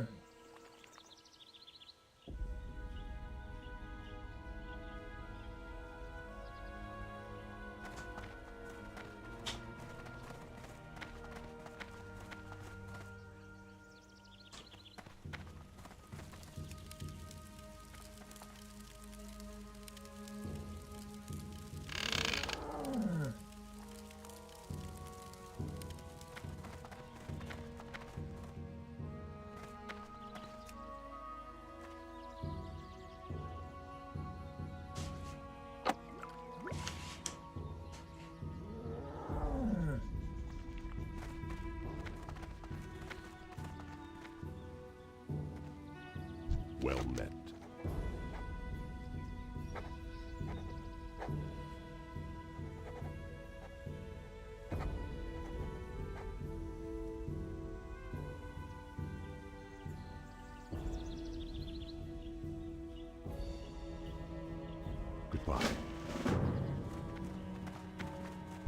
wish to speak?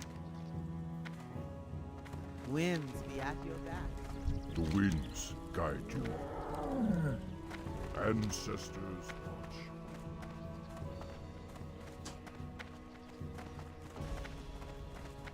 Well met.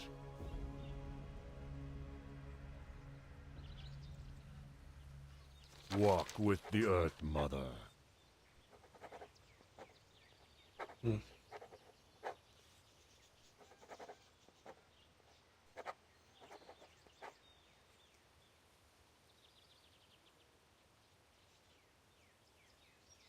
Winds be at your back.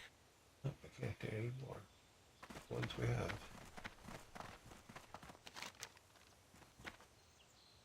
I can't turn these in because I don't have anybody to turn them into. It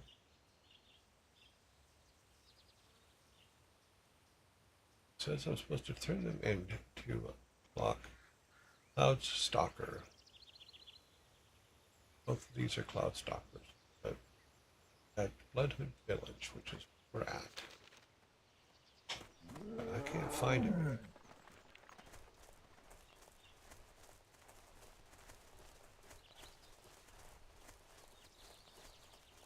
It wasn't down there.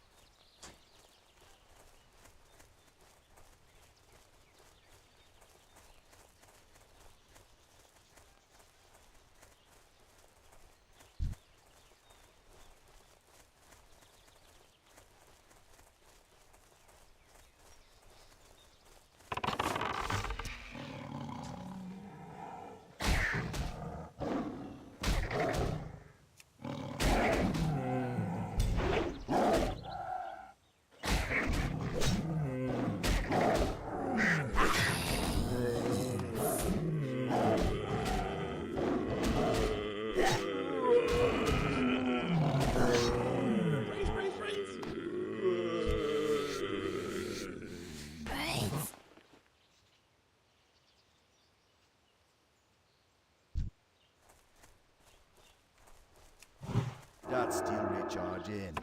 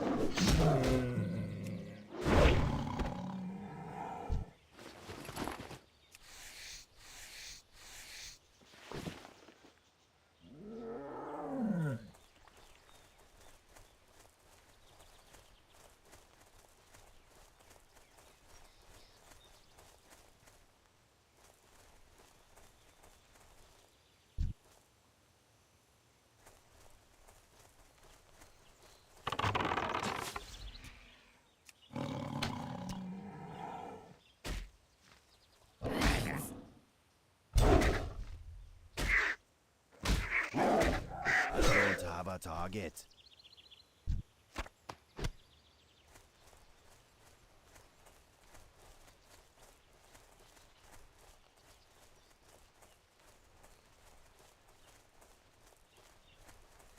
Okay, well, 3 more.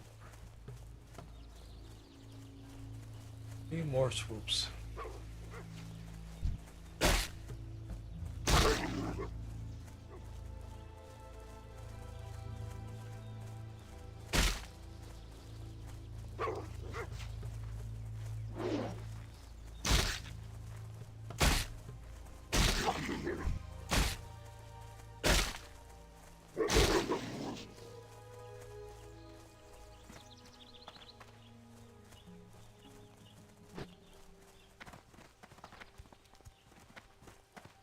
I swear there's some over here.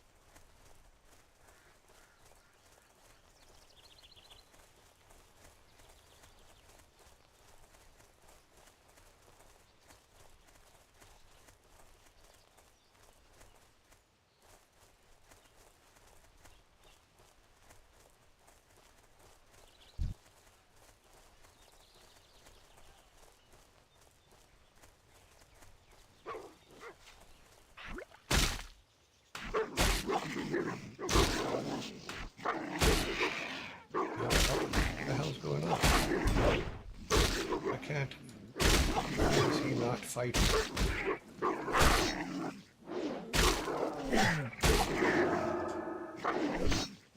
The hell happened?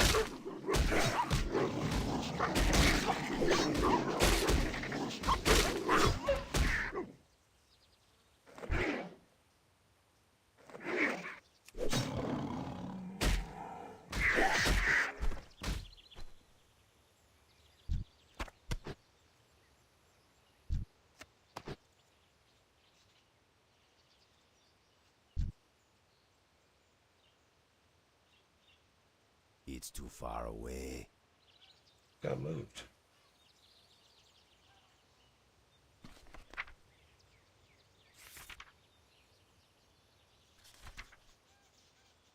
Okay, so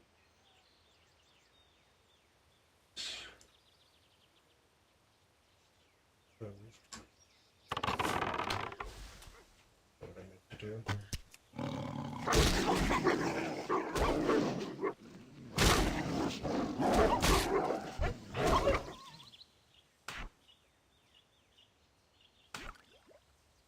Not sure how milk got put in there, but whatever. I hit some bad buttons, it looks like. Arcane. 2.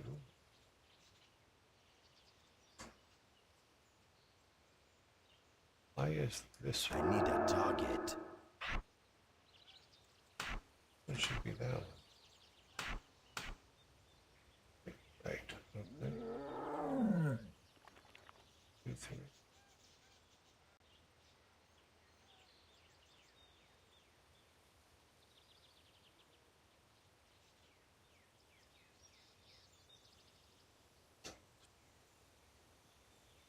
This is I need to target something first.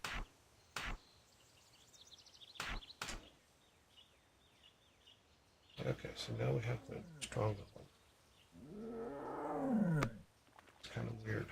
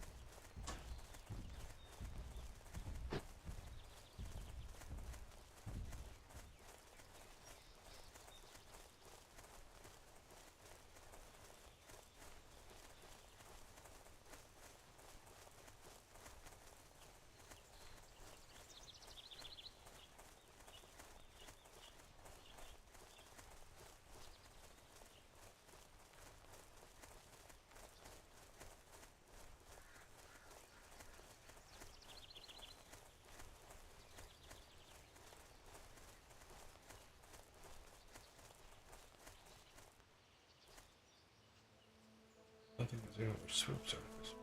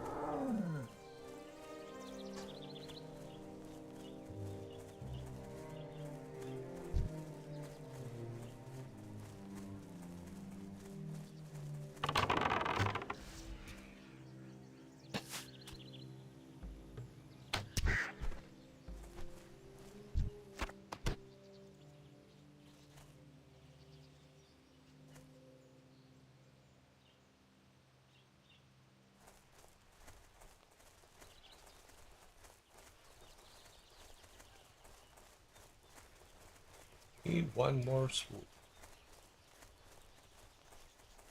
There he is.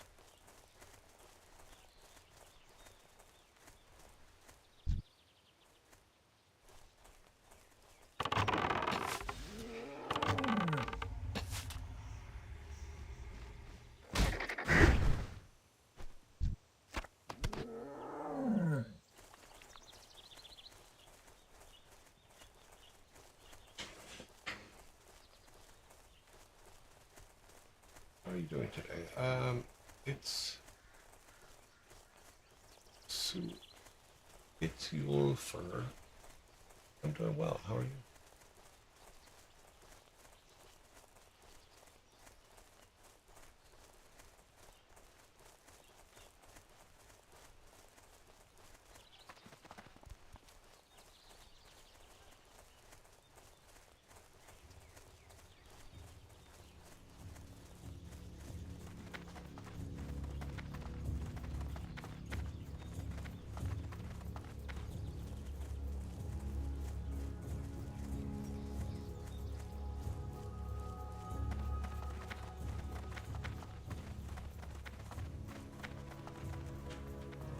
Hail. Go in peace. Farewell.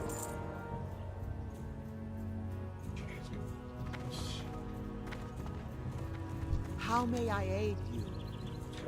Ancestors watch. Greetings, traveler. Got a couple over here. But we're gonna grab one at a time, which sucks. And dwarf digging. Go in peace. We're going to dig site in the northwest.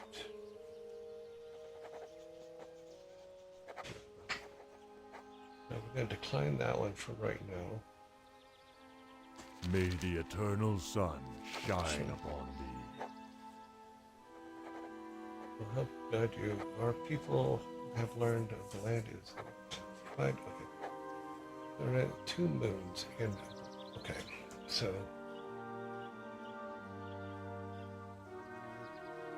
Walk with the Earth Mother. sharing We the shall land. meet again.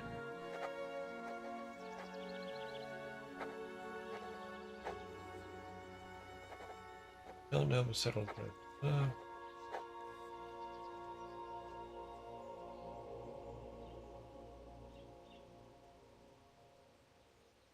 Okay, that'll say Be it's careful. full. Okay, we need to go talk to Mr. Moon. 2 moons over here. Clear some West Log area. How? Go in Lead. peace. Vision, I will need well stones.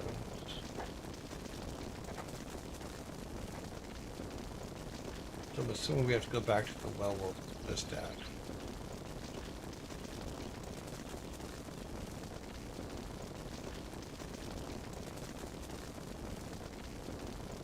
Going to contain magical elements and when brewed and consumed before causing encounter division followed by bloodbath.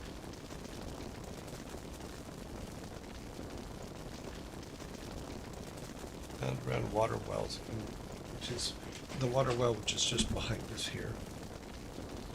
Okay, so let's We'll go get be those. back.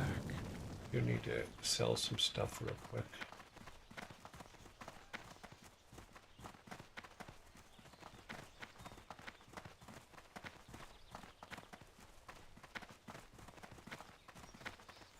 Still haven't found the one guy to be able to turn. Looking Those other for something questions here. special? Let's sell some of this stuff. Of its foot.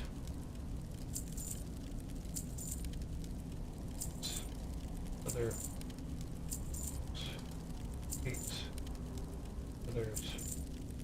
Butter. Okay. That should give us enough. May the eternal sun shine. You need to get.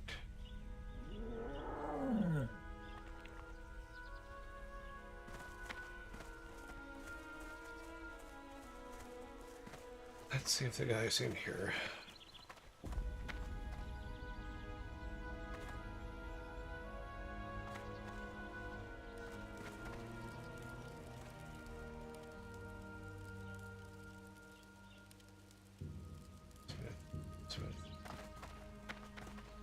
They can do pairs. What brings you here?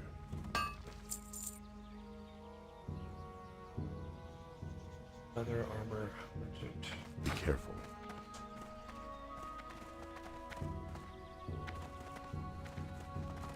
What brings you here? No, I'm talk guy. Goodbye. Alright, we need to go south. Well.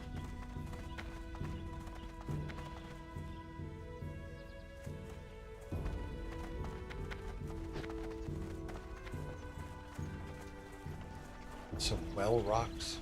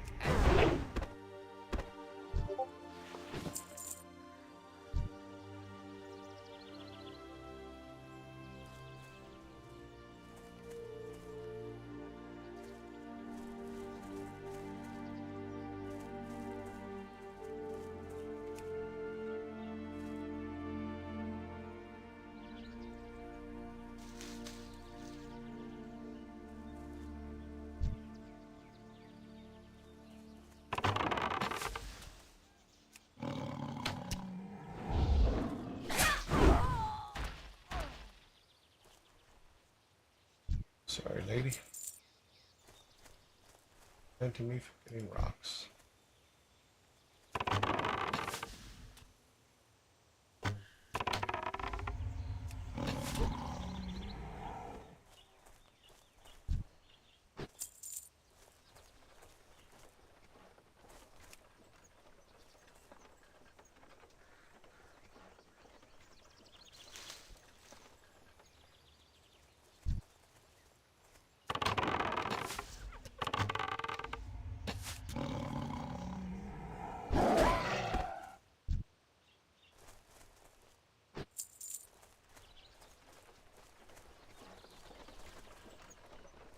Right.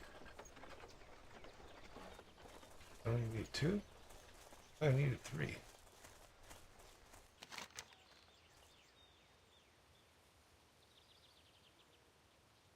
2 amber coins.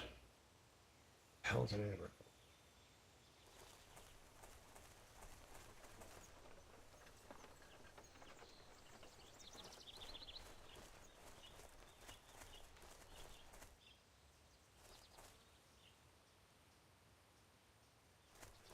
Corn, acorn thing.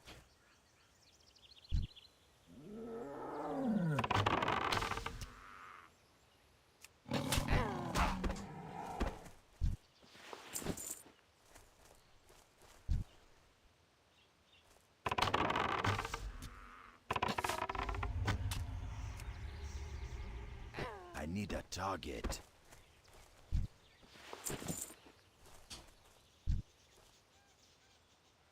It doesn't look like there's anything else around here.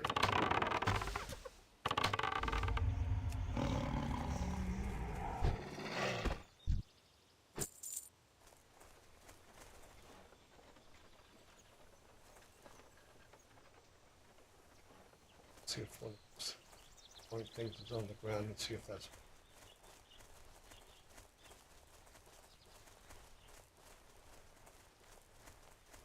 Yep, that's what we're looking for.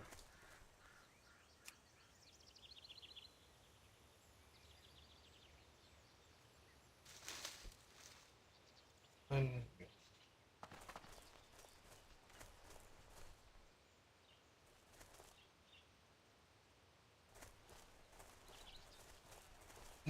actually, let's go.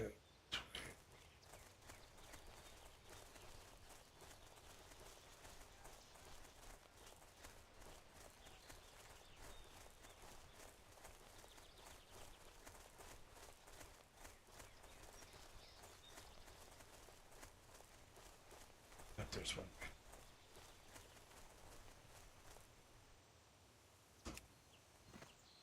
I think I saw him.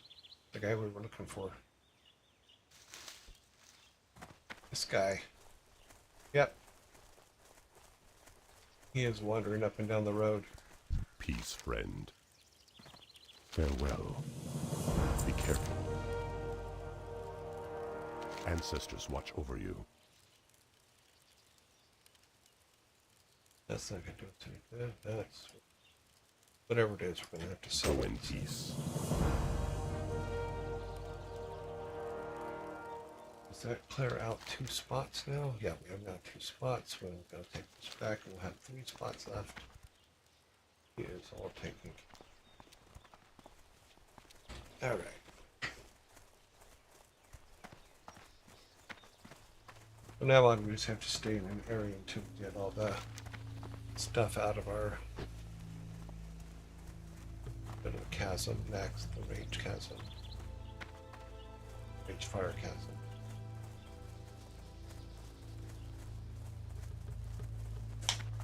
Bring this in. It's the guy that's over here.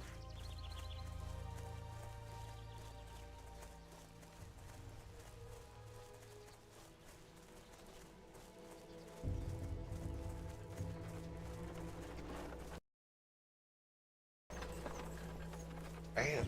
Just got hit in the face.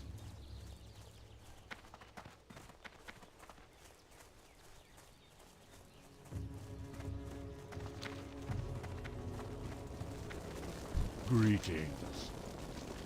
We shall meet again. Get ready. Consume the water sitting nearby. Water of the seer is ready for you to consume. Okay.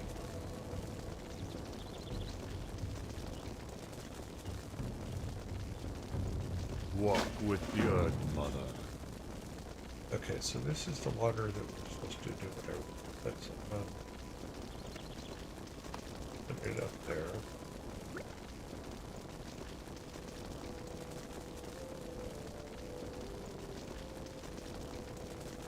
Okay, we should have 3. Oh, we only have 2. Consume the water of the seer in front of the tribal fire and follow the vision once it appears. Now present you with the water. Okay. I'm assuming this is the fire. Let's consume the sucker. Inducing vision.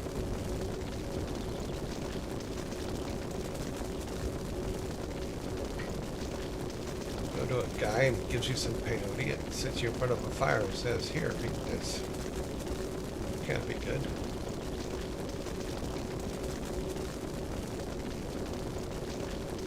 I've seen altered states. This can't end well.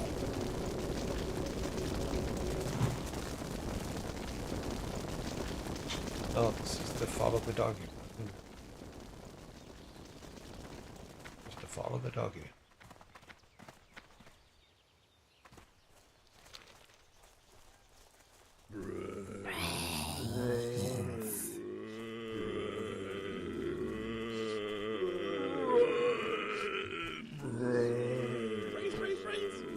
We are following the doggy. Brains.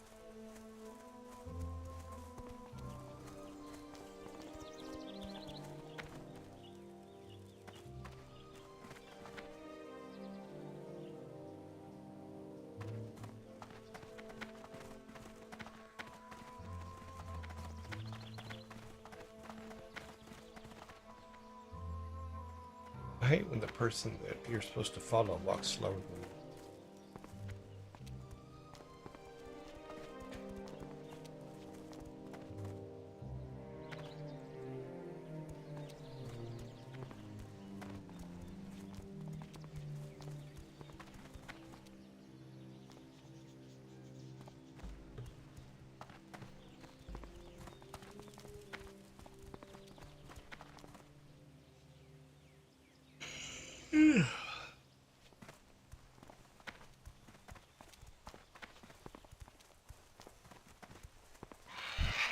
Swoop, we're busy. Go away.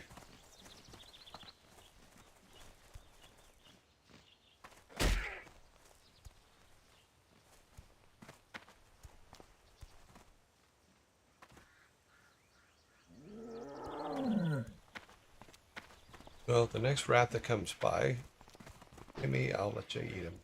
Either rat or bunny that crosses our path. It's all yours. I click on him, you can go grab him.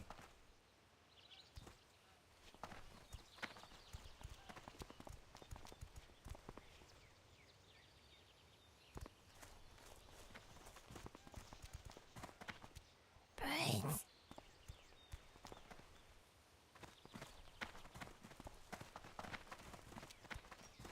Oops. Ah. Get it. There you go. All yours.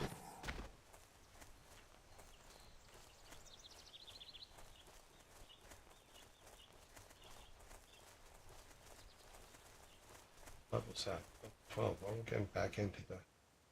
We're gonna have to fight.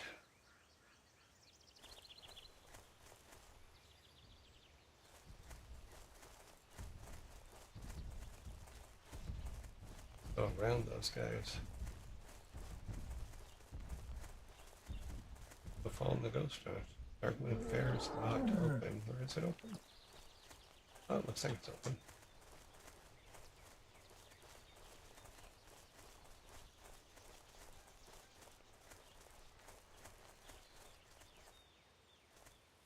Following this dog for a while.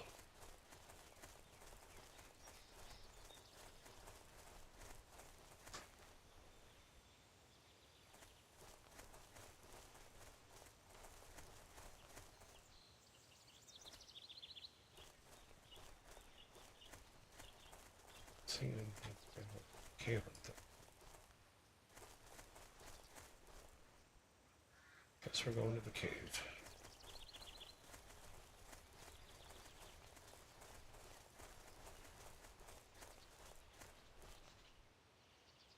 There's a guy in there. Talk to him.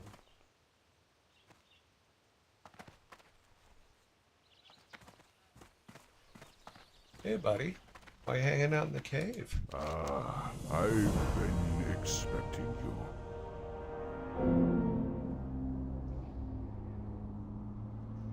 Neither one of them does us any good, so I'm assuming this one will sell better. Walk deeper, mother. To gain acceptance among the elders of the Third, you must next complete the Rite of Wisdom. Now that you have passed the Rite of Vision, the spirits of the Red Rocks will give you blessing of your ancestors. Only those who have drunk from the water of the seer can gain the blessing. Travel east of Thunderbluff to Red Rocks. Seek out spirits. Travel to Red Rocks east of Thunderbluff. Speak. Go in peace. Aren't we already over there? Up here. Yeah, that's where we were earlier. Did the ghost dog go away? Yeah, we did. Okay, we're going that way. We're gonna walk right through the Dark Moon Fair.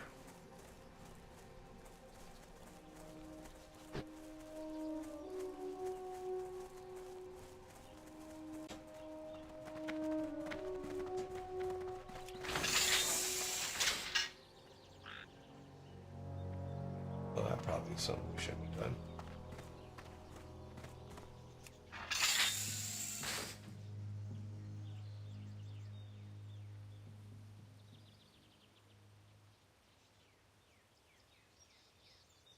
Oh, okay.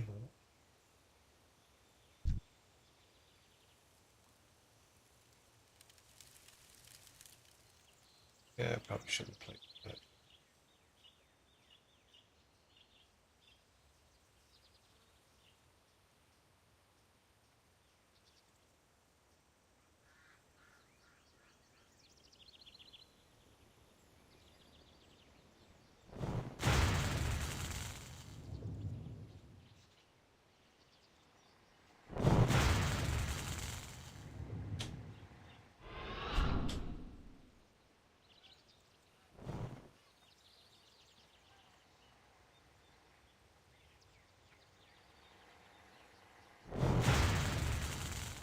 And I don't know how to fight.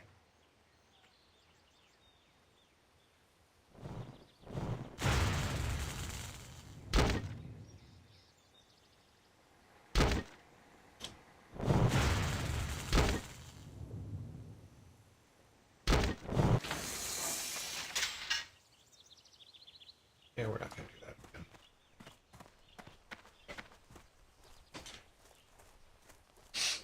It made my dog go away. Made Timmy leave me.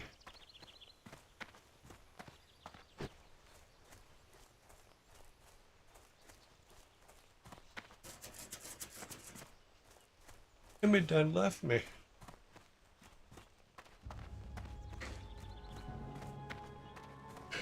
That's okay. We'll call him until we get back over to Red Rock.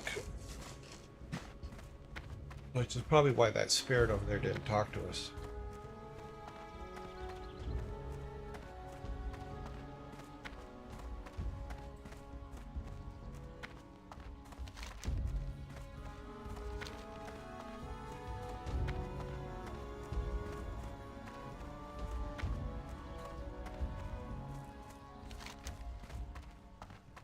Yeah, we're heading right for him. I gotta remember, people are nines up here, so they're gonna be more inclined to chase us and attack us. And hurt us.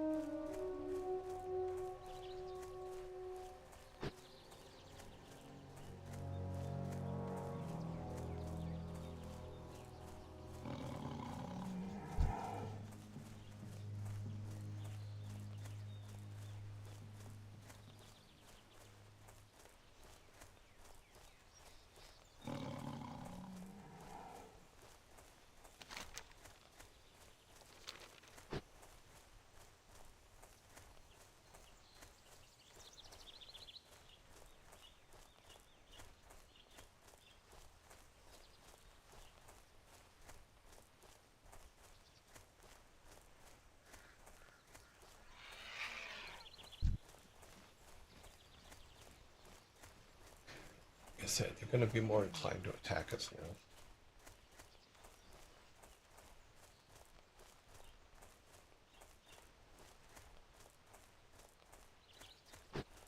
now. Okay.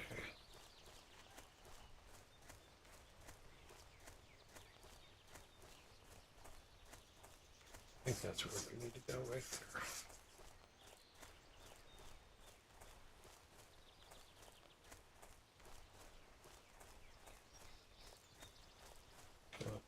This guy.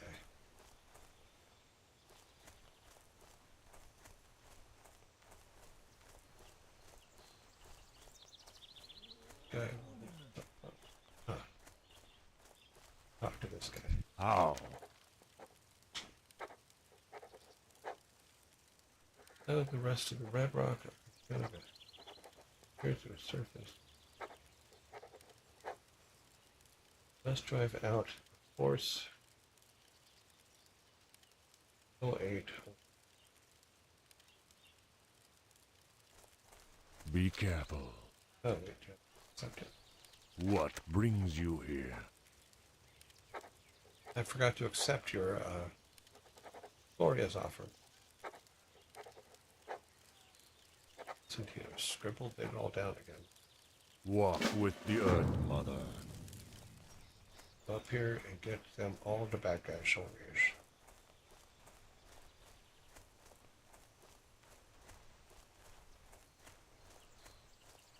Come from above.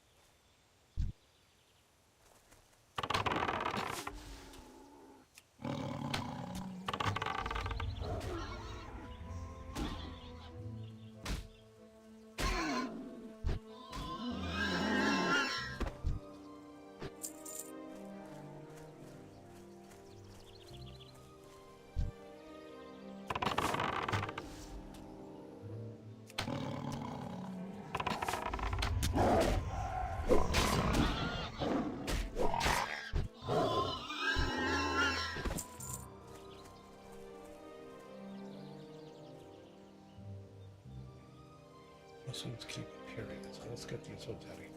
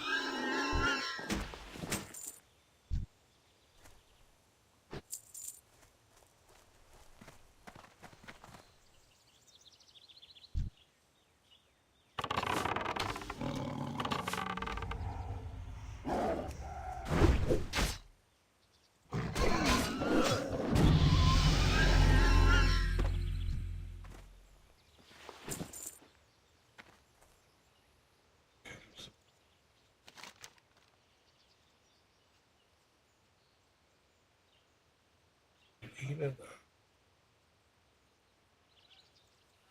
Okay, travel to that.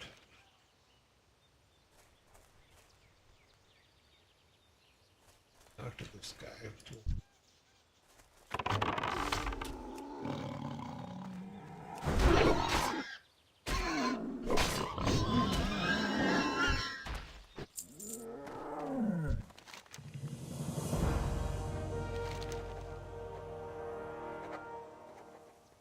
Okay.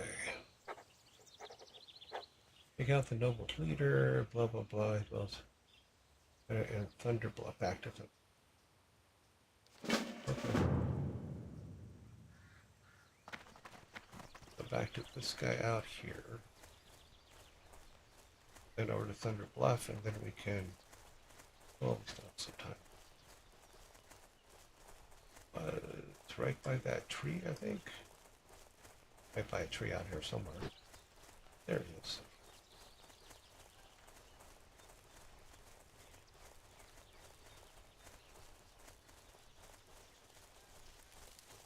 Ah, I've been expecting you. Got. I gotta go to Thunder Bluff.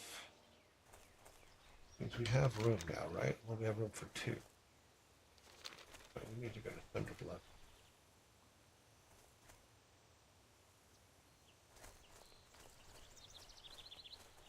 Okay.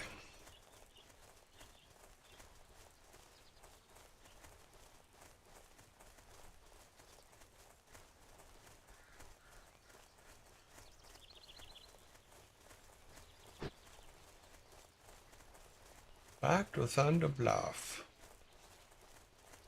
So we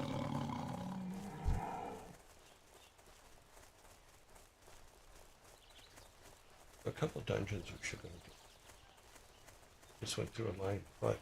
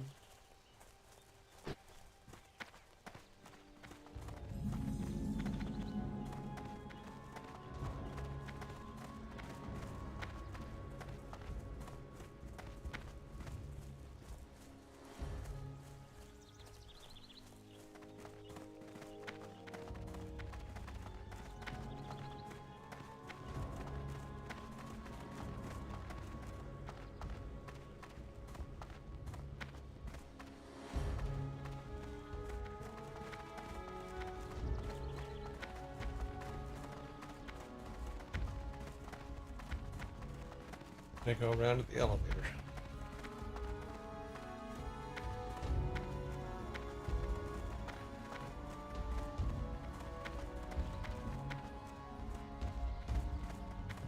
Elevator, please.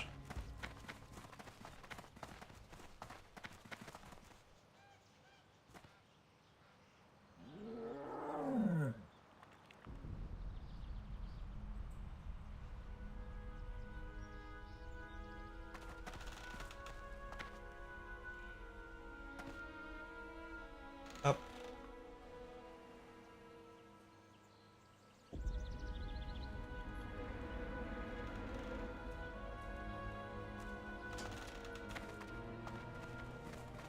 All right, we are back at Thunder Bluff.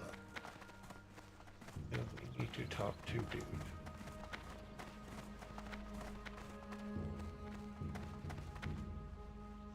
But like everything under him, finding the dude, the actual dude you're supposed to talk to, it's not home. Okay. Speak with Gara and go. Bloodhoof. Great city. Any trolls worthy? Okay. Dwells atop the highest mesa.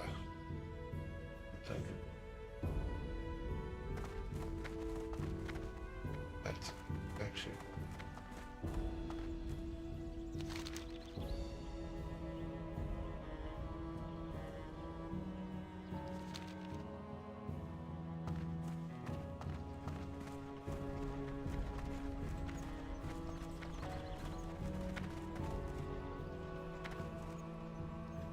Enter. You wish to speak? Yeah, let's see what it is.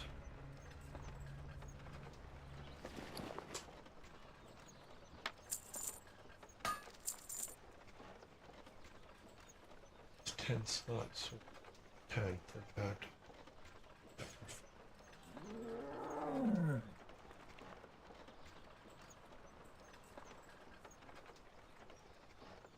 We shall meet again.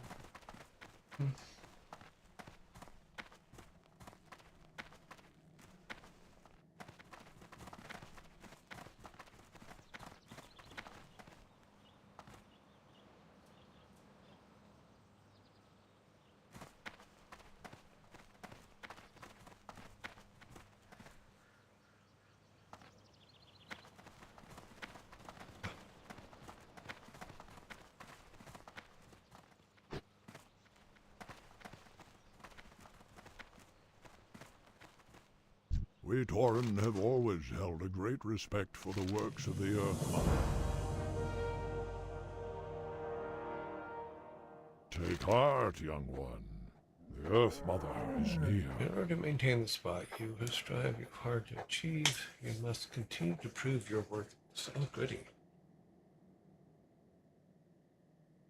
And Thunderbluff wants you to bring him the horn of. We are hunters. So there is a mighty Kodo named. Show me your skills. This is probably one of the Kodas that are doing the.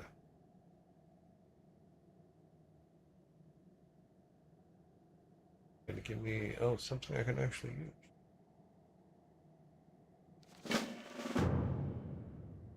Okay, we need to sell off a bunch of junk.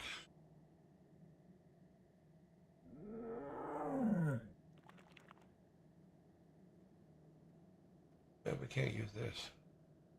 Something better.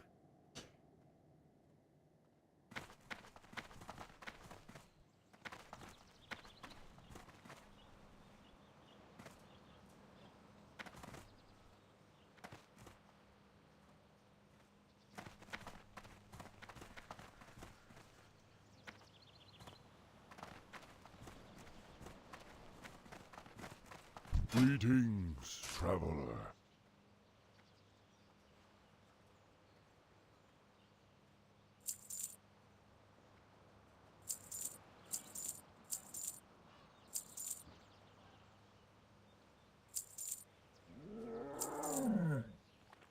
And that empties that. We just got nothing we need. We are just. We shall meet again. Yeah, so I'm assuming we have to go after the Kodas that we passed by earlier. How? Got nothing. I have just the thing for you. Got nothing? No, you don't. Farewell. I'm saying that. Looking for something special? What's this? Only plus that one plus one. Brains.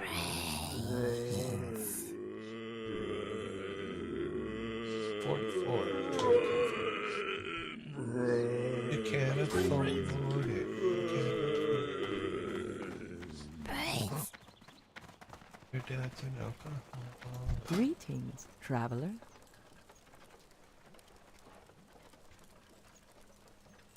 Or things we can't afford. Goodbye. Hail.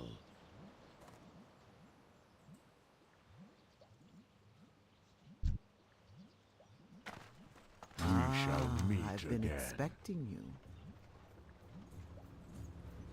Walk with the earth.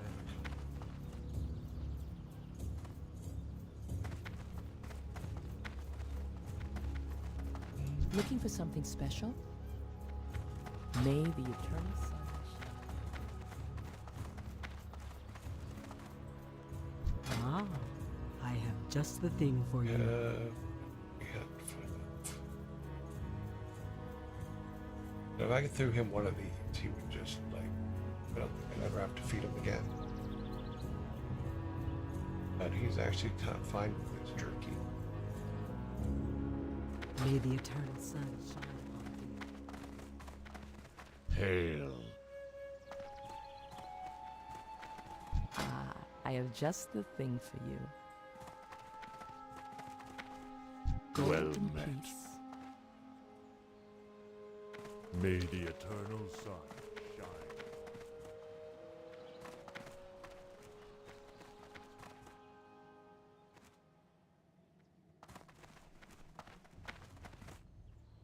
Peace, friend. Farewell. So I came in and talked to him. Brains.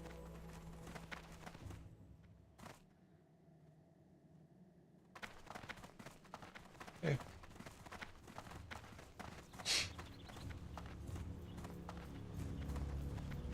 Now to finish this area, we have to get the coda. So go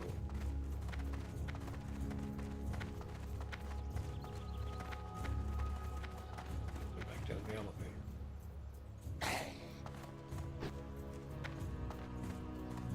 Our dog hates London.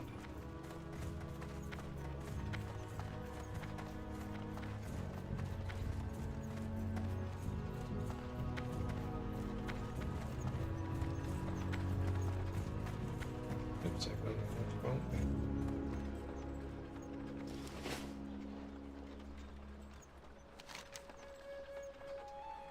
Over here.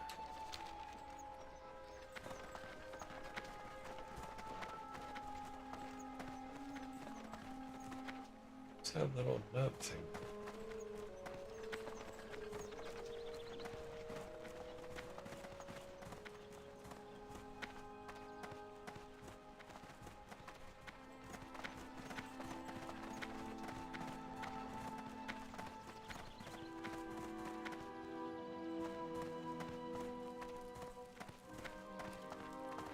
Stuck on a door again.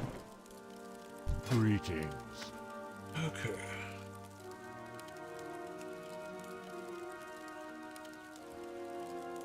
Oh my, nothings. Didn't we? I think I threw them away, didn't I? I think I Yuba sold Lady them. 7 says, "Hello, Yearjoy, my old friend. I've come to tell you time's up again." Okay.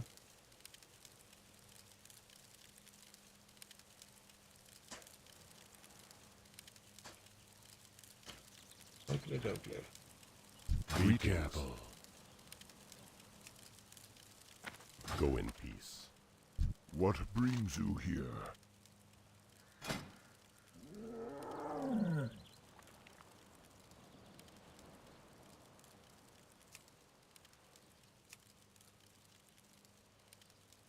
It's $10. Oh, we're at 362. And 14. 7.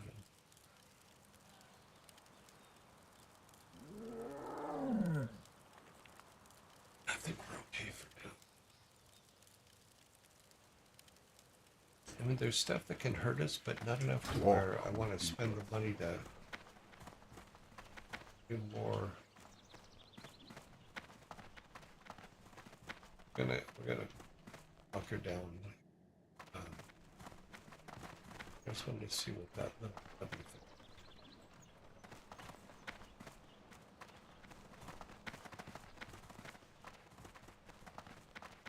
The little silver thing on the map. I didn't know what that was.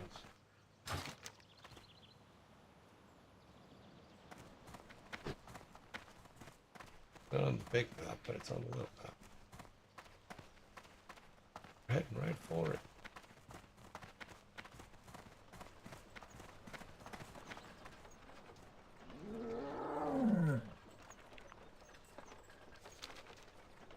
Huh. Peace, friend.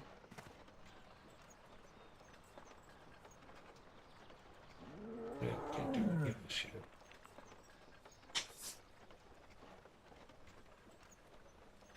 Who knew it? Let's do 7.5. That'll come in handy when it comes time. They're tad expensive, but maybe level 25.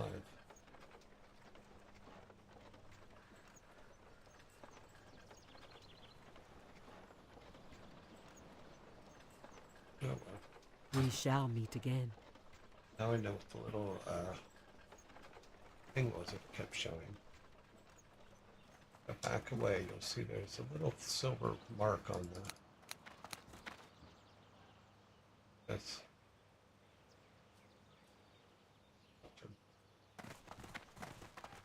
Find the end real quick. Should be down up there.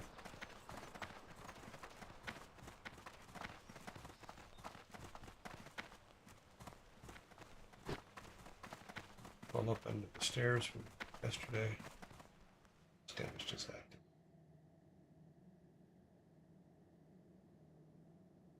Problem Smasher.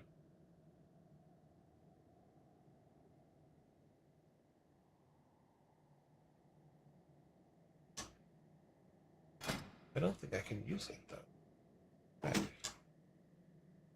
I'll never be able to equip that. Yeah. Can't do mixes. Hail.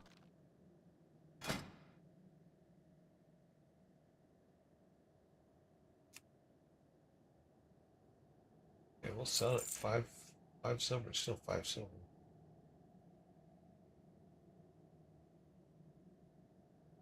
It's up here.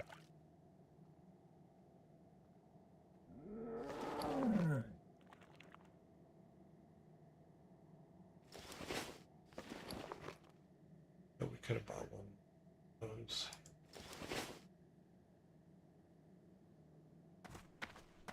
Be careful.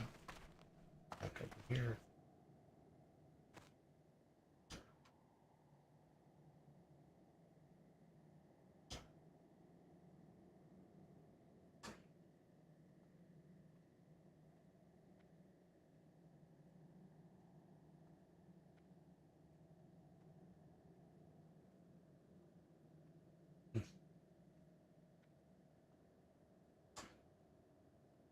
Yeah, well, we're back into the staircase. Leaping like bears. Do you need to buy some more arrows? Not because we're running out, but because there's an open slot. But we'll take care of that. I should have looked when we were talking with that lady up on top.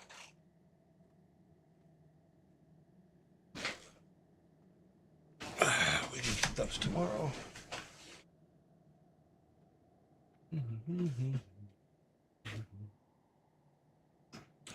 Let's go out.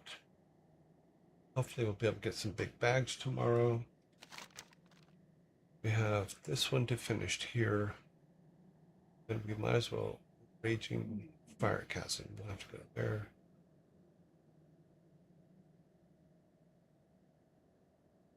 Yeah. Oh, that's the one I was thinking of. Yeah, that's gonna help us. Yeah, so there's this one. So we get those pants and that'll arm us up some more. All right. Is there a way to put him to sleep? 5.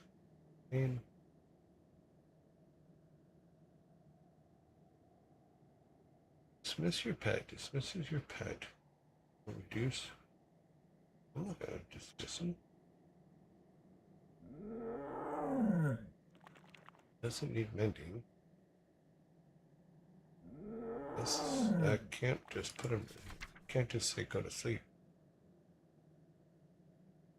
Use training lets the hunter train his pet with various abilities. I hit that. Ooh. I have 56 training. Natural armor. Let's get that.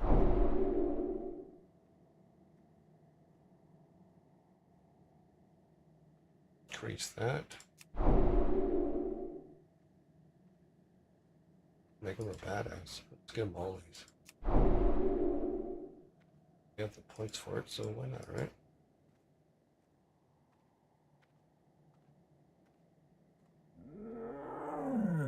There you go.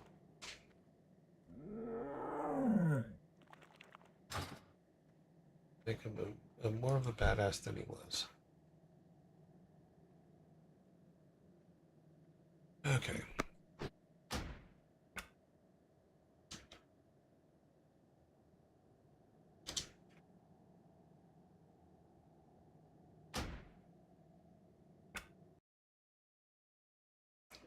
Radio. Okay. Here. To set this up.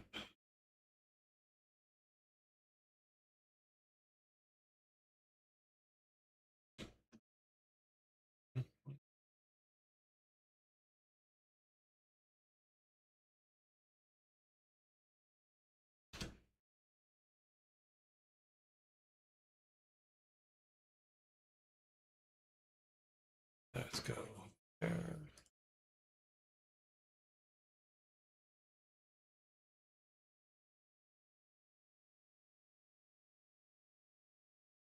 It's funny, the song in my head, you guys probably don't even know. It was an old song. It was called When We Have Joy, We Have Fun, We Had Seasons and Sun. Goodbye to you, my best friend. We've known each other since we were 9 or 10.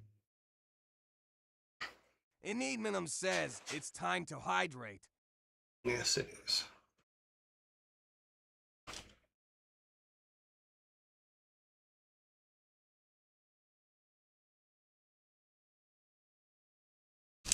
I has hydrated. I has snacks.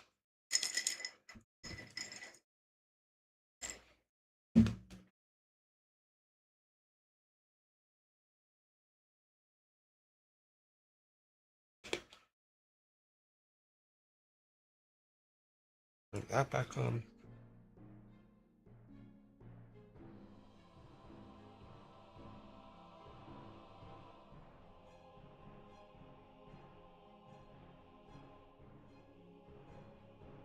Get our timer.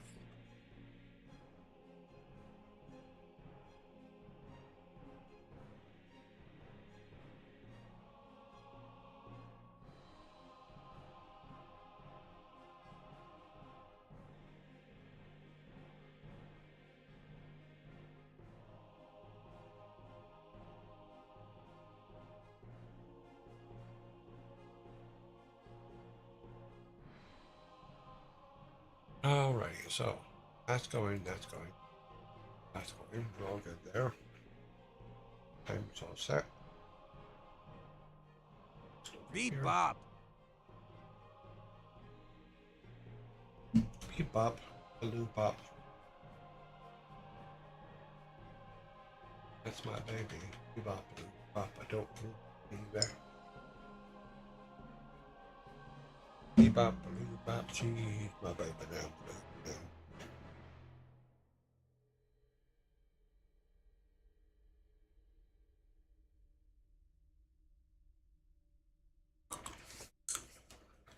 So sometime in the last 24 hours or 48 hours,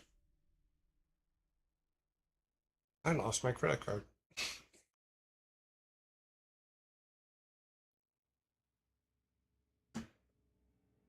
I've had the same credit card for over 20 years. Same number, all that stuff. Never lost it. Went to buy something last night. My credit card was gone. It's been disabled. And the bank will no longer acknowledge it. But kind of a pain. Also had I was thinking about this, and I've had the same phone number as well for over 30 years.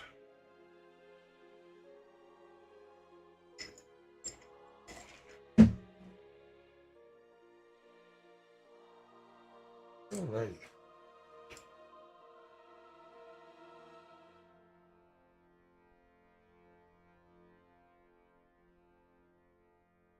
The thing was, is when I went to the UK, I kept my US phone so the kids could call me. But I had to get a UK phone, which I did. Then when I came back,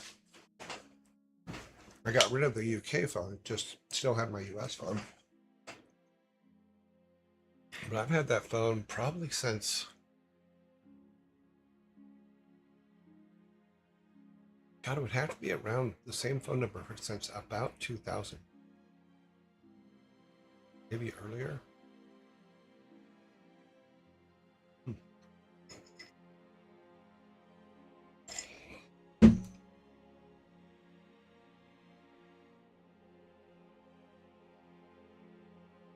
All right, everybody ready to start?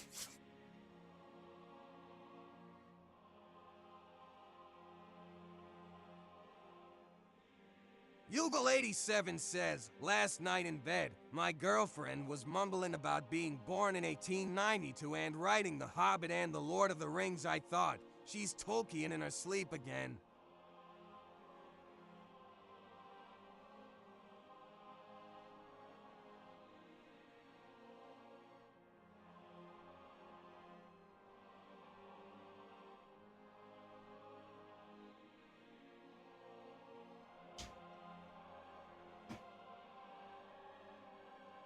Yearjoy says Mark stole my dictionary. I just told him in anger, Mark. My words.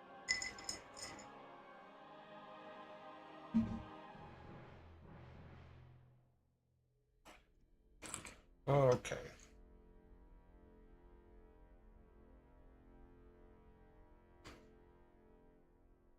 Number 1. Where can Woody and Buzz go number 2? Where can Woody and Buzz go number 2?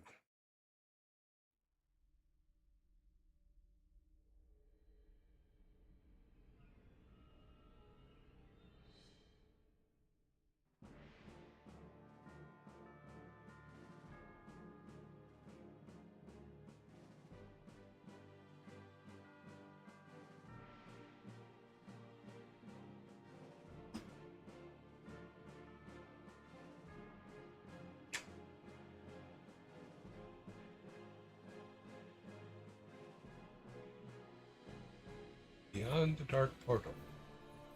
I need no name, you are correct.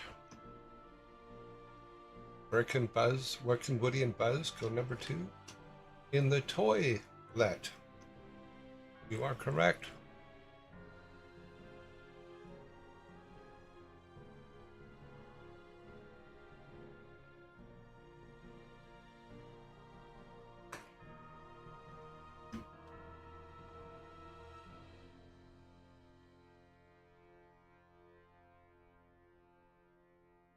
Yearjoy says Moses doesn't make his coffee, he brews it.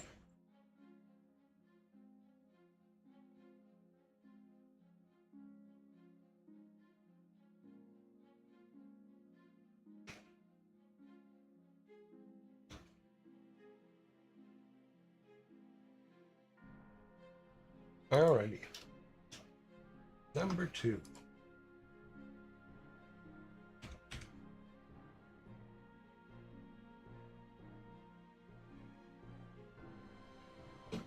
Water runs when the handle turns. Washing hands is what it earns. What is it?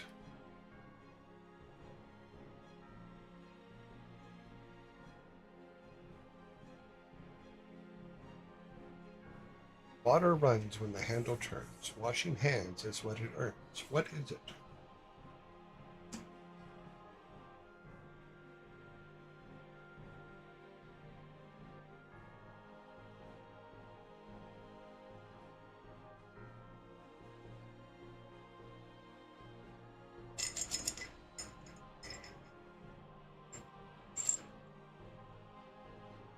We have the correct answer on the board. Water runs when the handle turns. Washing hands is what it earns. What is it? A sink. It's needling, you are correct. Or the first one correct.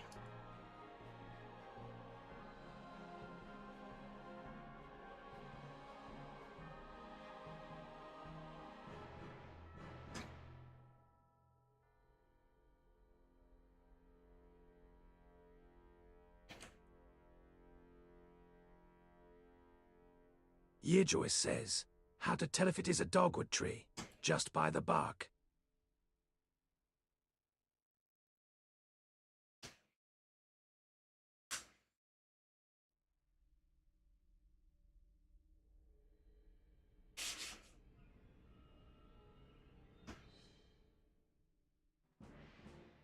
All right.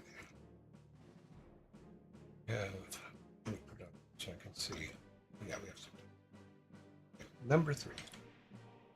Who is the author of The Adventures of Sherlock Holmes?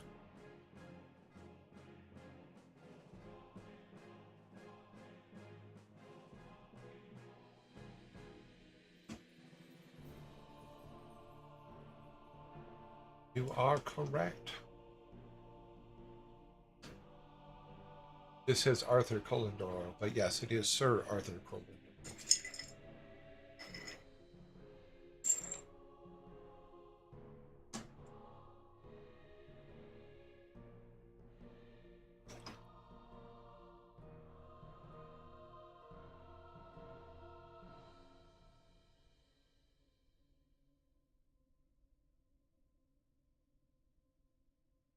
Okay.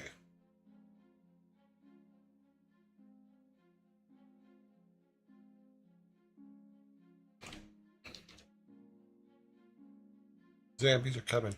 Yearlings says, name the state with maximum streets. Rhode Island.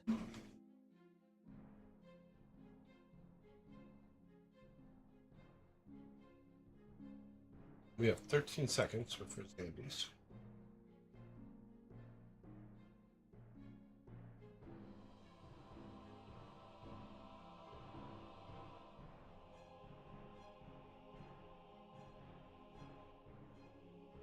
Brains.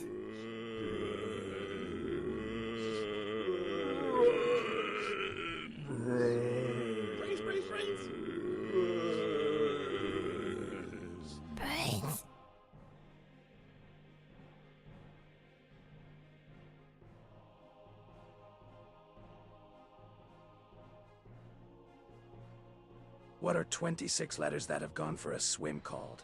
Alphabetical.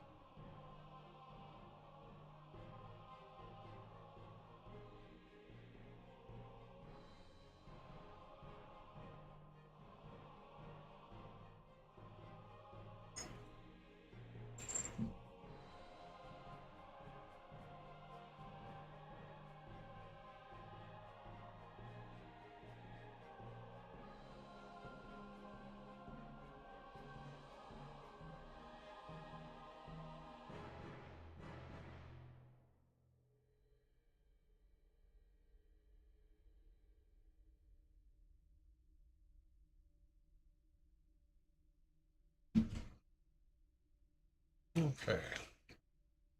43 seconds.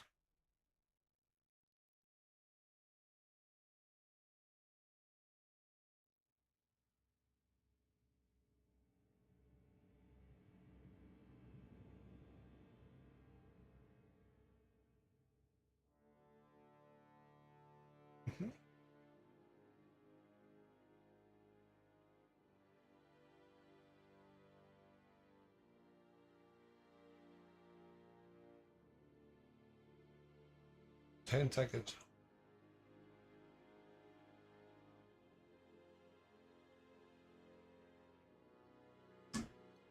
Alrighty. Brains. Number 4.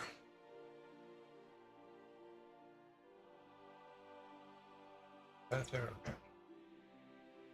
Number 4. What is taken before you can get it? What is taken before you can get it?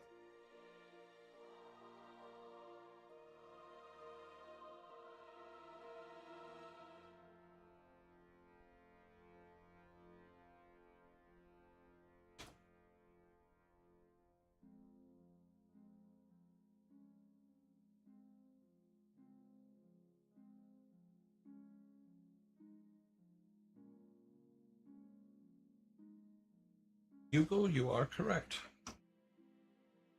What is taken before you can get it? Your picture or a photograph.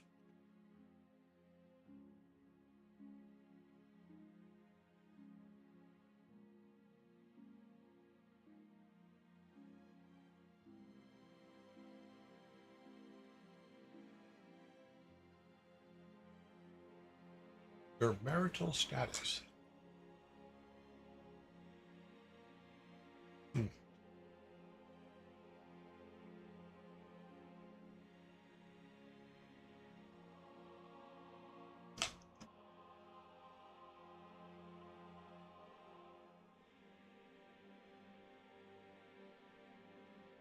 Joy says the reason why celebrities are cool is that they have many fans.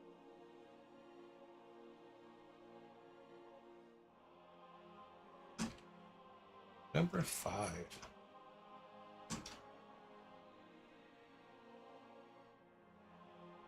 If your uncle's sister is not your aunt, then who is she to you?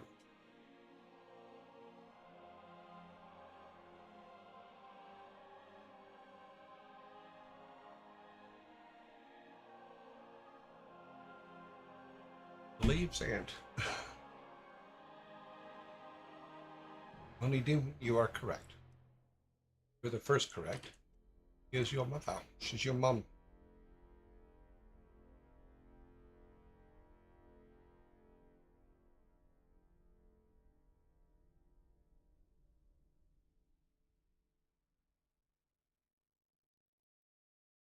Oops.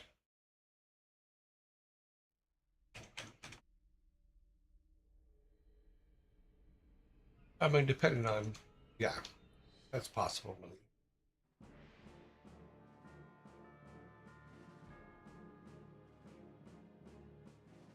I never liked facial hair, but it grew on me.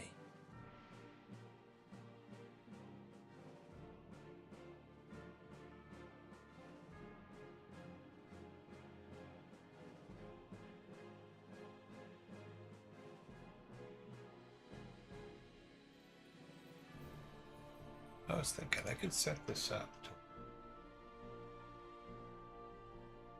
I actually like reading. Number 6. What's the title of a priest? What is the title for a priest turned lawyer? What is the title for a priest turned lawyer?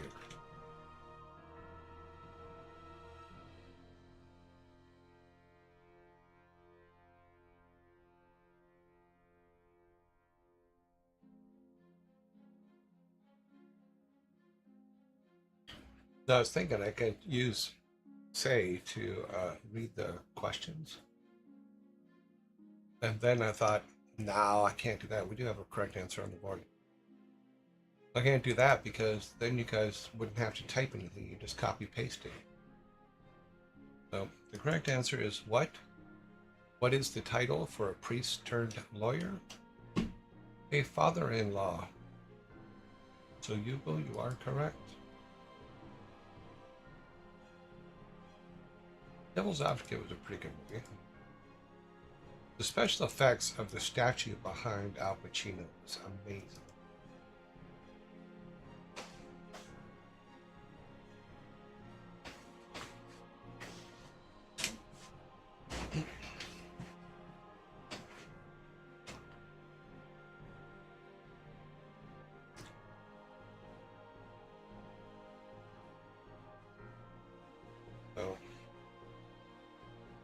Yep.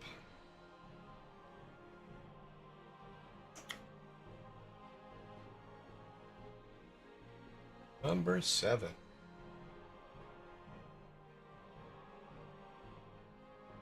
What month of the year has 28 days in it?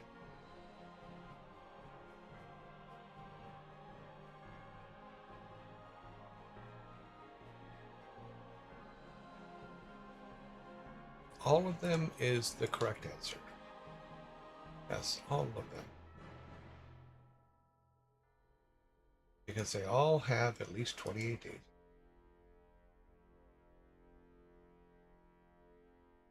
Probably one of the oldest dad jokes there is right there.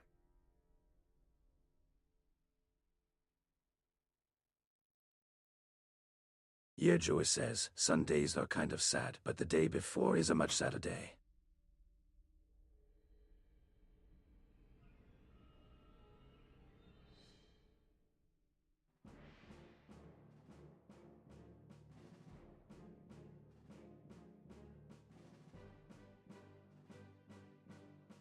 Number 8.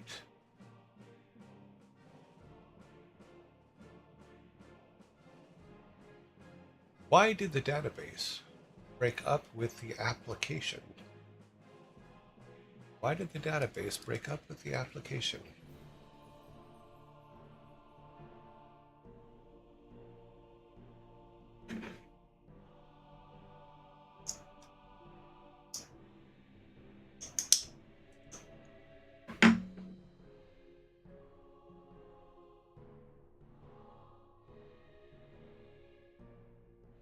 I think I can accept that answer, Kryson.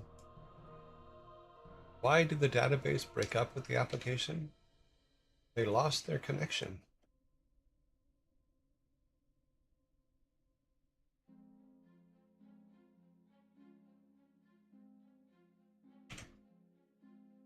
Hope things are going well, Kryson. Hope your search is going well, or you've already found what you were looking for.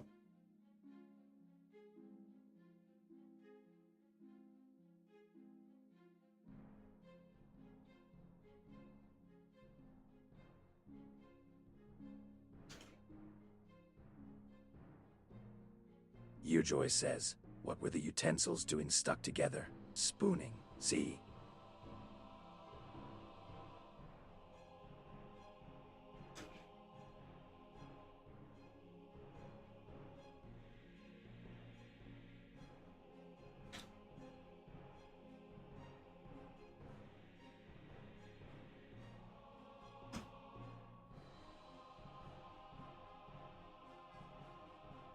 Number 9. What does a condiment wizard perform? What does a condiment wizard perform?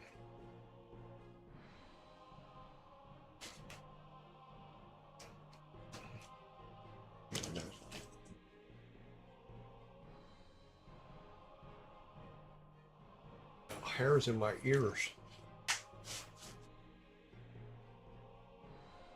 We do have a correct answer on the board. What does a condiment wizard perform? Sorcery. Sorcery is the correct answer. These condiments are sauces.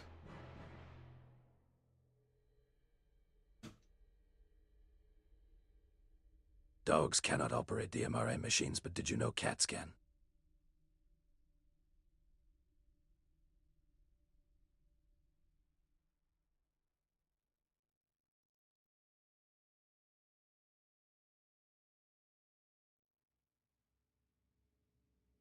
Okay. Number 10.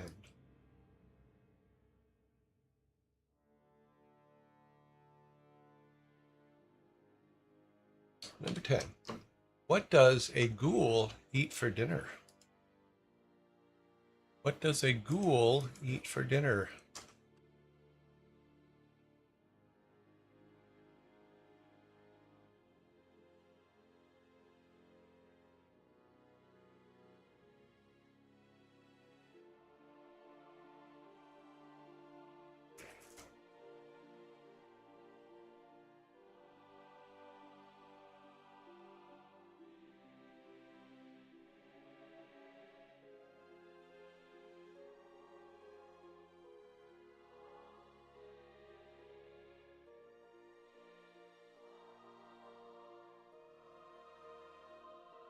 What's a ghoul eat for dinner?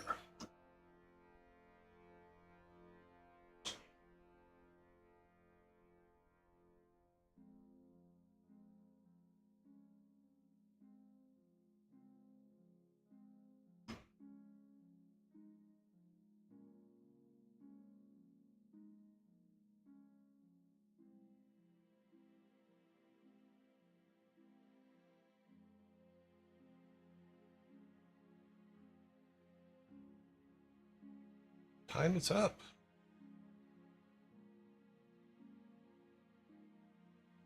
What does a ghoul eat for dinner? Ghost roast. Ghost roast.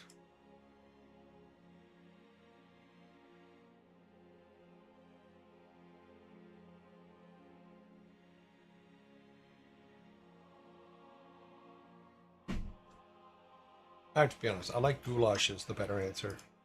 So Usually here's says, what's the reason that green color is notoriously single? Because it is jaded. I'm gonna give you guys a fork for goulash because I thought goulash was the better answer. Ghost roast just sounds stupid.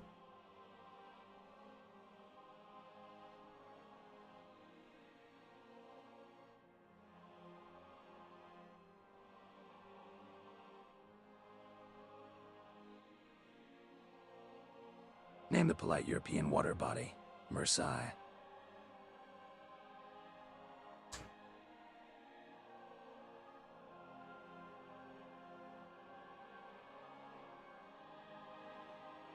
Alrighty. Number 11. Who won the neck decorating contest? Who won the neck decorating contest?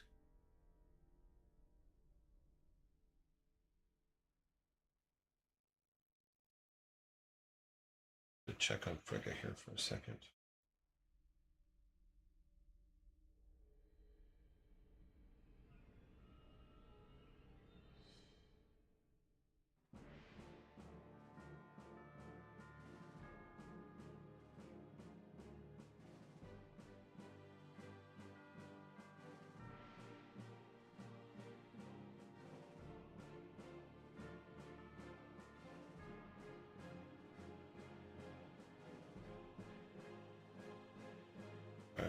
Almost done.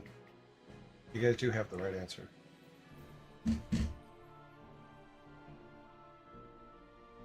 Who won the neck decorating contest? No one. It was a tie.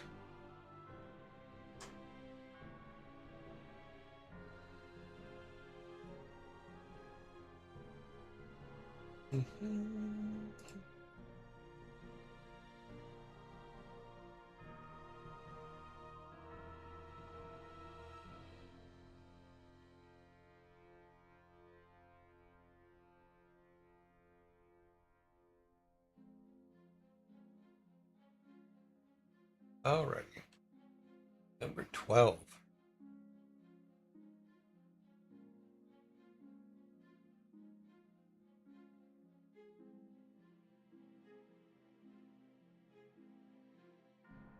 Number 12.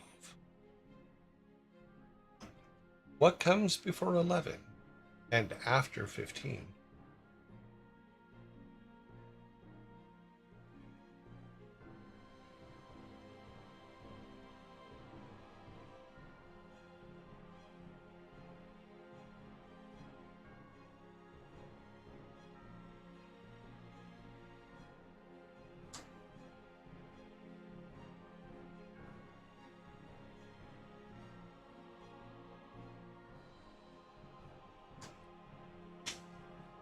I stand by my belief. Okay.